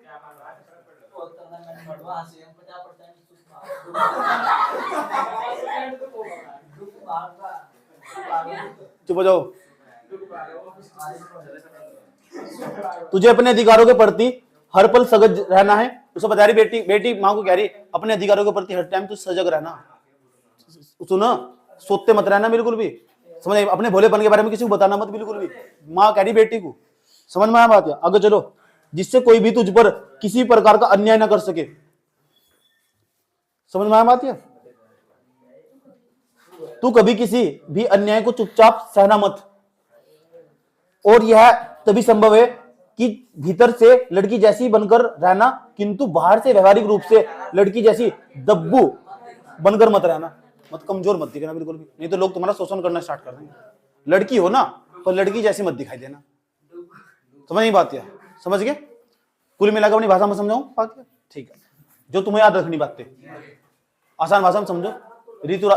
ऋतुराज ने कन्यादान कविता लिखी, उसमें यही कहना चाह रहे, माँ अपनी बेटी को सीख दे रही, कन्यादान करने के वक्त पैसे तो पकड़ाए उसके हाथ में, लो बेटी 51 रुपए मेरे पास, इतने मेरे पास दहेज था, यही था मेरे पास। अब सुनो मेरी बात, तुम ना कुएं पानी भरने जाओगी, कुएं पानी भरने जाते वक्त वहां से पानी भरना और वहां से चल देना, उसमें बैठ कर जो चेहरे में अपना चेहरा दिखाई देना बाल्टी में, उस चेहरे में मत लीजना। तालाब में कुएं पानी भरने जाओगी तो इन तेरे ससुराल वाले इतने खतरनाक हो, वहीं से तुझे ना पानी में डुबा के मार देंगे तुझे।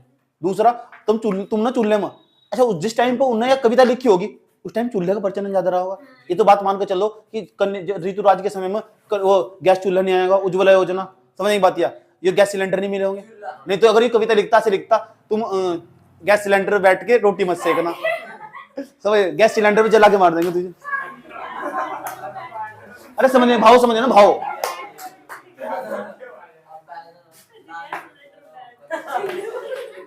समझ गए ना?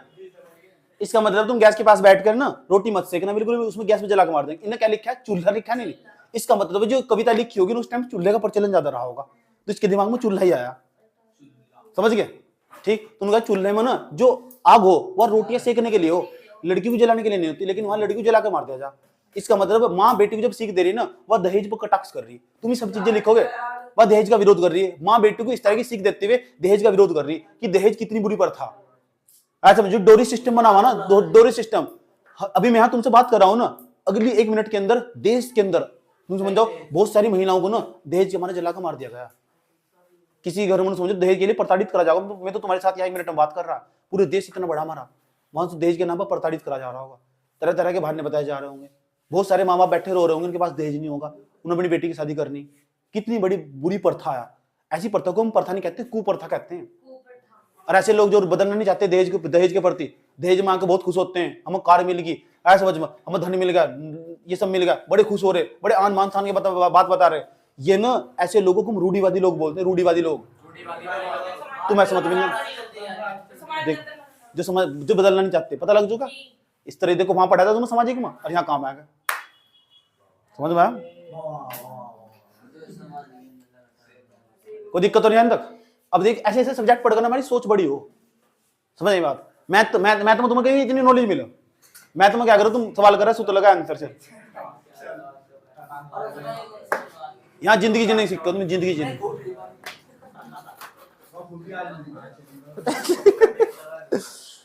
इसके नीचे के सारे क्वेश्चन पढ़ लोगे पहले भावार्थ समझा दिया मैंने। पाठ्य पुस्तक के प्रश्न उत्तर में जाओ, कौन कौन सा पढ़ना। पाठ्य पुस्तक के प्रश्न उत्तर पहले पढ़ना। आपके विचार में माँ ने ऐसा क्यों कहा कि लड़की होना पर लड़की जैसी मत दिखाई देना, समझिए तुम इसका मतलब, क्योंकि लड़की को कमजोर समझाना। दूसरा पर्सन बेबी, आग रोटी सेकने के लिए, जलने के लिए नहीं। आज समझ में, इन पंक्तियों में समाज की स्थिति किस स्थिति में संकेत किया जाता है, लिख दोगे सर। माँ ने बेटी को सचेत करना क्यों जरूरी समझा, दूसरा पर्सन। चौथा पर्सन, माँ ने बेटी को अंतिम पूजा क्यों लग रही है। पांचवा पर्सन, माँ ने बेटी को क्या क्या दी सीख। आगे चलो, नहीं मैं बस इतना ही पढ़ना सुनो। लास्ट लेसन आएगा मंगलेश डबराल वाला, एक काम करो इसे नोट कर लो, ऐसे इस तरह से लगा। देखो सुन लो, देखो क्या है संगतकार लेसन का नाम, मंगलेश डबराल ने लिखा है। हाथ निकालो उसके गले में से, हाथ निकाल। संगतकार लेसन का नाम मंगलेश डबराल ने लिखा। अब तुम एक बात बताना, क्या तुमने कभी किसी गायक को गाना गाते हो सुना? किसी भी गायक को टीवी पे देखा हो, फोन में देखा हो? कोई एक आधा गाना बताओ जो तुम्हारा फेवरेट रहा हो।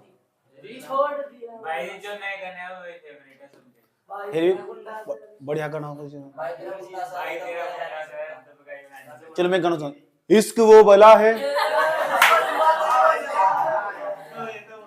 जिसने छुआ इसको वो जला है, दिल से होता है कमबख्त फिर भी सर पे चढ़ा है, कभी खुद से, कभी खुदा से, कभी जमाने से लड़ा है। इस गाने को जब इस गाने को सुने जा, सुनाता हूँ पूरे गाने को, ध्यान से सुनना अच्छे तरीके से। अब मैं तुमसे एक सवाल पूछूंगा, फिर नाम ही संगतकार, ये लेसन इसी पे आधारित है पूरा का पूरा। मेरा फेवरेट गाना रहा है।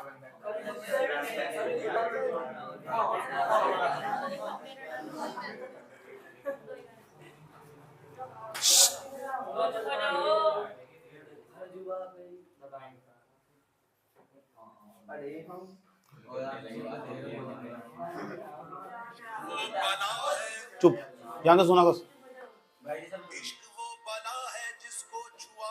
ये लेसन इससे जुड़ा हुआ। तुमसे सवाल पूछूंगा, देखो ज्ञान कितना।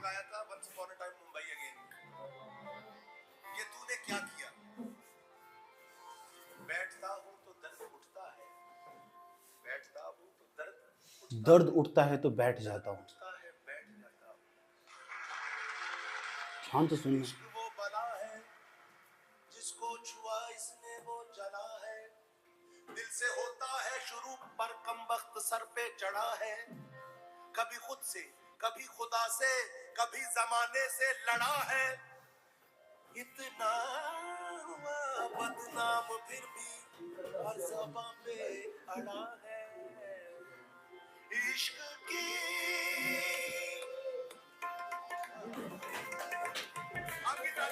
तालियां।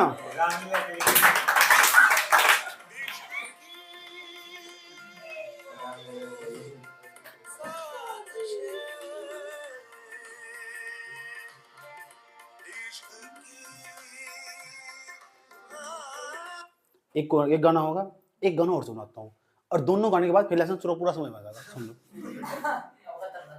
हाँ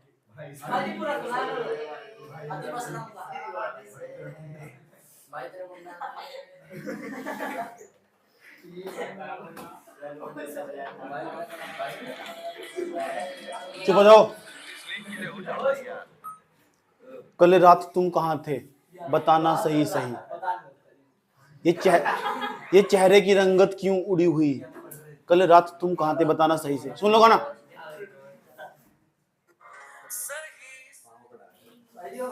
चुप।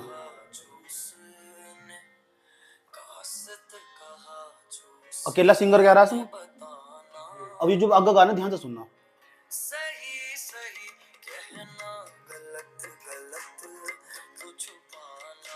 इसके साथ वो और बहुत सारे जगह गाएंगे। तुम बताना अकेले के बजाय बहुत सारे भी, जब बहुत सारे सिंगर गाएंगे।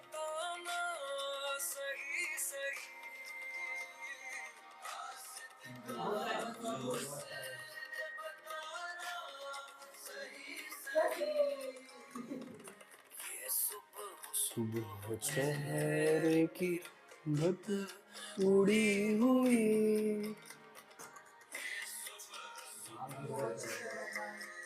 अगर ये जो पीछे गा रहे ये ना गाते ना, इसमें गाने में मजा ही ना आता। इसे बोलते हैं संगतकार। क्या बोलते हैं ना, जो मुख्य गायक हो ना वो इन संगतकार के बिना अधूरा हो। अगर वो वायलिन बजाने वाला होना हो ना, उड़ जा काले का, वही तो संगतकार है, वही संगतकार है। पता लग गया संगतकार। अगर वो मुख्य गायक ना, उनके बिना खोखले बांस की तरह वे झुंझुन करने वाले हैं ना, ऐसे करके तबला बजाने वाले, यही तो संगतकार है। और हम बात किसकी करते हैं, हम माइक गाना गाने चले गए, ये तूने क्या किया। हम सिर्फ मुख्य गायक की बात करते हैं जो गाना गा रहा है, उनकी कोई बात नहीं करता। हमें पर्दे के पीछे रहते हैं बेचारे, उनका नाम तक नहीं जानता कोई। और वे ऐसे गिटार बजाते रहते हैं, वही तो ताल में ताल लगाकर स्वर में मुख्य गायक की स्वर में मिलाकर ताल देते हैं। ये बात समझ में ही नहीं आई। तो जो मंगलेश डबराल है ना, मंगलेश डबराल की नजर पड़ी उन पे जो पीछे उनके गायक हैं, पीछे के जो गायक है और जो तबला तबजा बजाने वाले, सितार बजाने वाले, वायलिन बजाने वाले, गिटार बजाने वाले, उन पर नजर पड़ी और उसे लेकर कविता लिखी इन्होंने। बात समझ में आई? पता लग चुका संगतकार क्या है। बढ़िया उदाहरण दिया, दिमाग में घुस गई, वो दिक्कत नहीं है तक। आ जाओ अब समझ लो क्या कह रहे हैं। तो ये कह रहे हैं कि मुख्य गायक की बात तो सब करते हैं, उन संगतकार की बात कोई भी नहीं करता। अब क्यों नहीं करता संगतकार की बात? अभी उन्होंने बताया संगतकार का महत्व क्या है। संगतकार कौन? वो जो गिटार बजा रहा है ना पीछे, उड़ जा काले कामा तेरे मुंह विच ठंडवा, जो भी है पीछे जो गिटार बजा रहा है ना, वही तो संगतकार है। आ जाओ।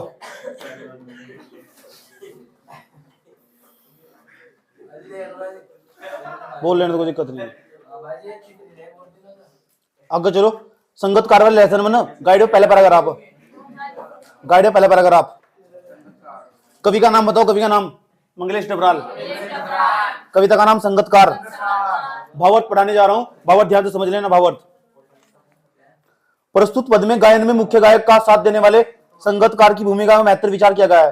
तो कह रहा है इस पद में ना, जो पैराग्राफ समझाने जा रहा, जो मुख्य गायक का साथ देने वाला संगतकार, उसकी भूमिका विचार करा गया, उसकी कितनी महत्वपूर्ण भूमिका। अगर वो संगतकार ना हो ना, मुख्य गायक कुछ नहीं कर सकता, कुछ भी।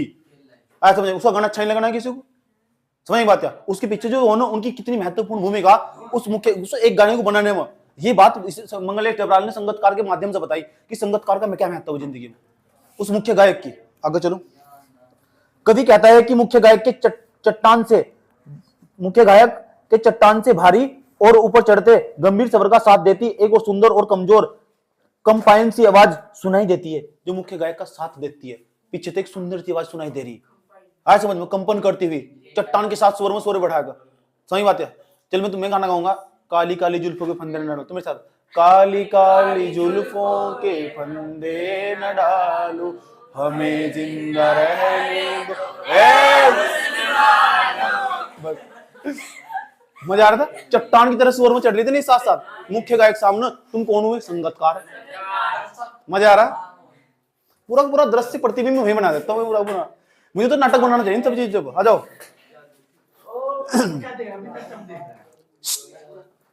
यह आवाज जिस सहायक कलाकार की होती है उसे ही संगीत की भाषा में संगतकार कहा जाता है। जो जो सहायता कर रहा है ना, तुम मेरी सहायता करी तो तुम ना संगीत की भाषा में तुम संगतकार कह सकते हो। समझ नहीं बात क्या? मैं तो गाना गा ही रहा, लेकिन मेरे बिना ना मेरा स्वर में मजा ही नहीं आता। काली काली जुल्फों के फंदे ना डालो, हमें जिंदा रहने उस धुन सुनवा लो, तुमने उसमें ताल लगा दी, ए हुस्न वालो।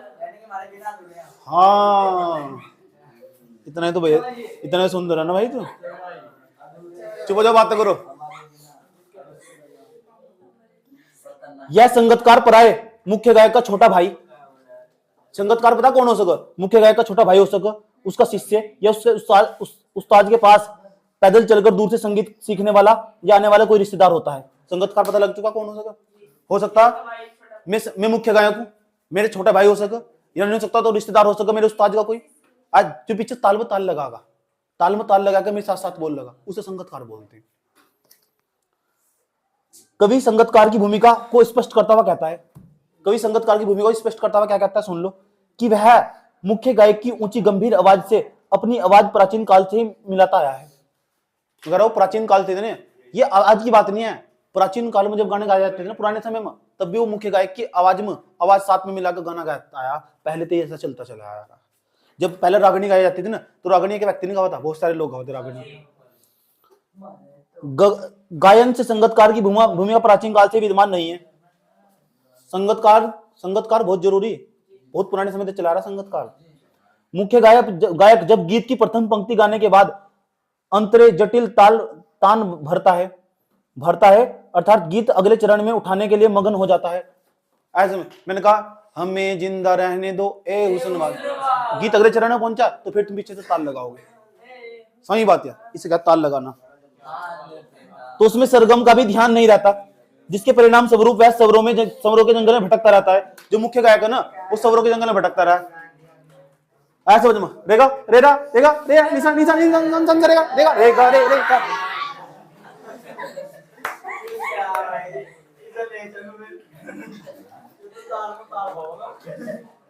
उसे उस समय केवल दोनों कान बंद करके ध्यान मगन होने वाली ध्वनि सुनाई देती है। समझ में आया बात? क्या उस संगतकार की कोई बात नहीं करता। ये बात बताना चाह रहा ये मंगलेश डबराल कि संगतकार कितना महत्वपूर्ण हो। पर्सन बजाओ, पर्सन में पद्यांश में किसकी भूमिका को स्पष्ट करा गया? बताओ किसके बारे में बताया गया पद्यांश में? संगतकार के बारे में। अगला क्वेश्चन, मुख्य गायक की आवाज कैसी होती है? जो मुख्य गायक है उसकी आवाज कैसी होती है? मुख्य गायक की देखो, यहां पढ़ो, प्रश्न दे रखा है। मुख्य गायक की आवाज चट्टान जैसी भारी और गंभीर होती है। उसी में गीत का उत्साह, भाव और वियोग और शोक व्यस्त होता है। भाव के अनुसार आवाज कड़क और गर्जनापूर्ण, करुणा और विहल कर देने वाली होती है। जो मुख्य गायक हो उसकी आवाज कड़क होगी, अकेले की उसकी आवाज अलग ही दिखाई देगी। बाकी जो आसपास बोल लेंगे उसका क्या बोलेंगे? संगतकार। आगे चलो। परंपरागत रूप से मुख्य गायक का साथ देने वाला कौन होते हैं? जो मुख्य गायक का साथ देने वाले कौन हो? संगतकार। गायक के सरगम को लादकर भटकने से कवि का क्या हास्य है? सवाल पढ़ो। गायक के सरगम को लादकर भटकने से कवि का हास्य मुख्य गायक का स्वरों में नियम गलत स्वरों का प्रयोग करने से। इसका मतलब अगर जो मुख्य गायक उसने गलत स्वर प्रयोग कर देना, कोई फायदा नहीं है। अगर उसने गलत स्वर कोई प्रयोग कर देना और साइड में संगतकार हो तो उसे सही कर देंगे। संगतकार की भूमिका हो। मुख्य गायक के सहायक कलाकार की भूमिका का कब महत्वपूर्ण हो जाती है? तो मुख्य गायक के जो सहायक कलाकार उसकी भूमिका कब महत्वपूर्ण हो जाती है? जब मुख्य गायक के स्वर बिगड़ने लगते हैं ना, तो फिर संगतकार अपना ताल लगाते हैं पीछे से और फिर सही कर देते हैं। उसकी भूमिका महत्वपूर्ण है। ये भी सही है, ये भी सही है, ये भी सही है तारा। दूसरा पैराग्राफ इसका दूसरा पैराग्राफ खुद पढ़ना। दूसरा पैराग्राफ खुद पढ़ना, क्वेश्चन खत्म होने। दूसरा पैराग्राफ इसमें निशान लगाओ, इसका दूसरा पैराग्राफ। कोई बात नहीं, आ जाओ क्वेश्चन बजाओ। क्वेश्चन पर संगतकार कविता में कवि ने किस विषय पर विचार प्रकट किया है? चलो, जो संगतकार कविता आया इसमें किस विषय पर विचार प्रकट करा? किसके बारे में बताना चाह रहा हो? एक मुख्य गायक को। ये इस कविता में ना जो मुख्य गायक का साथ देने वाला व्यक्ति हो उसे संगतकार कहते हैं, समझ में, संगीत की भाषा में। और संगतकार के बारे में इस पर विचार किया गया कि संगतकार की कोई बात नहीं करता, सब लोग मुख्य गायक की बात करते रहते हैं, उसकी तारीफ करते रहते हैं सब, ऐसा समझ में। लेकिन ये नहीं जानते कि मुख्य गायक का जो अस्तित्व है ना वो संगतकार पर टिका हुआ, उसके बिना अधूरा हो, कुछ नहीं आया। पाठ्य पुस्तक के प्रश्न उत्तर पहला, संगतकार कविता के माध्यम से कवि को किस प्रकार के व्यक्ति की ओर संकेत करना चाहता है? संगतकार के माध्यम से कवि दूसरों को सहयोग प्रदान कर शिखर तक पहुंचाने वाले व्यक्ति की ओर संकेत करना चाह रहा है। इसका मतलब जो संगतकार है ना, वो मुख्य गायक को शिखर तक पहुंचा दिया, उसे हाई फाई सिंगर बना दिया। किसने? संगतकार ने। समझ में आई बात? या दूसरों तक शिखर पहुंचा दिया। वो कह रहा है संगतकार की भूमिका इस तरह ही है जिस तरह उस सड़क पर चलने वाला पथिक हो ना, सड़क की कोई बात नहीं करता। अगर सड़क ही ना होती तो तुम चल कर कहां खाते? तो सड़क ना, उस सड़क उसी तरह सड़क संगतकार की भूमिका निभा रही, उसे उसकी मंजिल तक पहुंचा देगी और सड़क की कोई बात नहीं करता। बात समझ में आया? ठीक। जिस तरह तुम कल को कामयाब हो जाओगे, तुम्हारे अच्छे नंबर आ जाएंगे, पास हो जाओगे, तो तुम्हारी बात करेंगे बहुत मेहनत करी है ना, मेरी कोई बात नहीं करने का। समझ गए? आज तुम कहीं पहुंच जाओ, पढ़ लिख के पहुंच जाओगे, ये बहुत मेहनत करता है, ये बहुत मेहनत। अब जिनने सिखाया, जो बाप जो जिनने सिखाया पढ़ना लिखना, उसे सब भूल जा, सब जीरो करके भाग जाएंगे। बात समझ में आई? तो ये खास बात। तो हम भी तो, हमारी जो भूमिका ना, हम तो पर्दे के पीछे, पर्दे के सामने तुम रहोगे, तो हमारी जो भूमिका ना वो संगतकार के माध्यम से। समझ में आया बात है? ठीक, चलो। यह भी संकेत करना चाहता है कि ऐसे उपकारी लोगों की किसी भी स्थिति में उपेक्षा नहीं की जानी चाहिए। ऐसे लोगों का भी बहिष्कार नहीं करना चाहिए, उनका कभी विरोध नहीं करना चाहिए जो तुम्हारी जिंदगी में संगतकार रहे हो, उन्हें से सम्मान देना चाहिए। इसलिए जब मैं एक बार अरिजीत सिंह का लेक्चर सुन रहा था ना, उसने एक बात कही थी कि मेरे गाने में ना मेरी आवाज इतनी अच्छी नहीं है। अरिजीत सिंह ने कही थी बात है, मेरी आवाज इतनी अच्छी नहीं है, जो मेरे पीछे आसपास जो मेरे हो ना उस्ताद संगतकार तबला बजाने वाले, वे मेरी आवाज को ना बहुत ऊंचा उठा देते हैं। अब मैं उनका बहुत सहयोग हूँ, अपनी तारीफ नहीं करी, पड़ोस की तारीफ करी, सुना अच्छे, उनकी उपेक्षा नहीं करी, साथ दिया। जैसे तुम अपने कामयाब हो जाओगे ना, कल को तुम्हें कुछ भी सीखा, 10वीं पास कर लोगे, तुम घंटे को कहीं कहोगे ना, पूछोगे तुम 10वीं पास होगा ना, यार इसमें मेरा कोई योगदान नहीं है, भाई भाई बहुत समझा। तो इसका मतलब तुम अपनी उपेक्षा नहीं करें, तुम ना साथ दिया मेरा। समझ नहीं बात? यार ये बात कहनी चाह रहा। हाँ सही बात है, ठीक नहीं? इतनी बात बताओ, समझ में नहीं आई? पढ़कर थोड़ा यहाँ पढ़कर तुम्हारी थोड़ी सोच तो बदली होगी यार, बदल जाएगी, थोड़ी सोच बदल जाएगी। आगे चलो।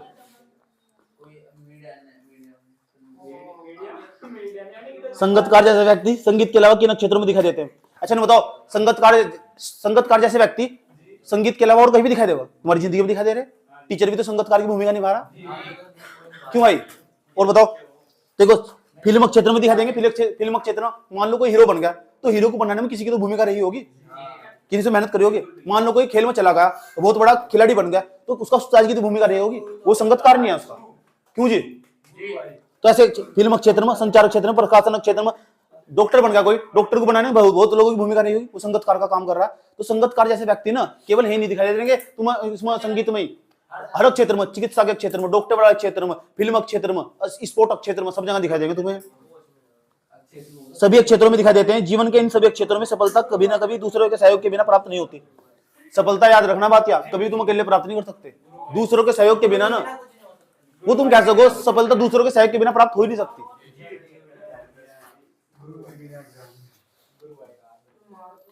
संगतकार किन किन रूपों में मुख्य गायक की मदद करते हैं?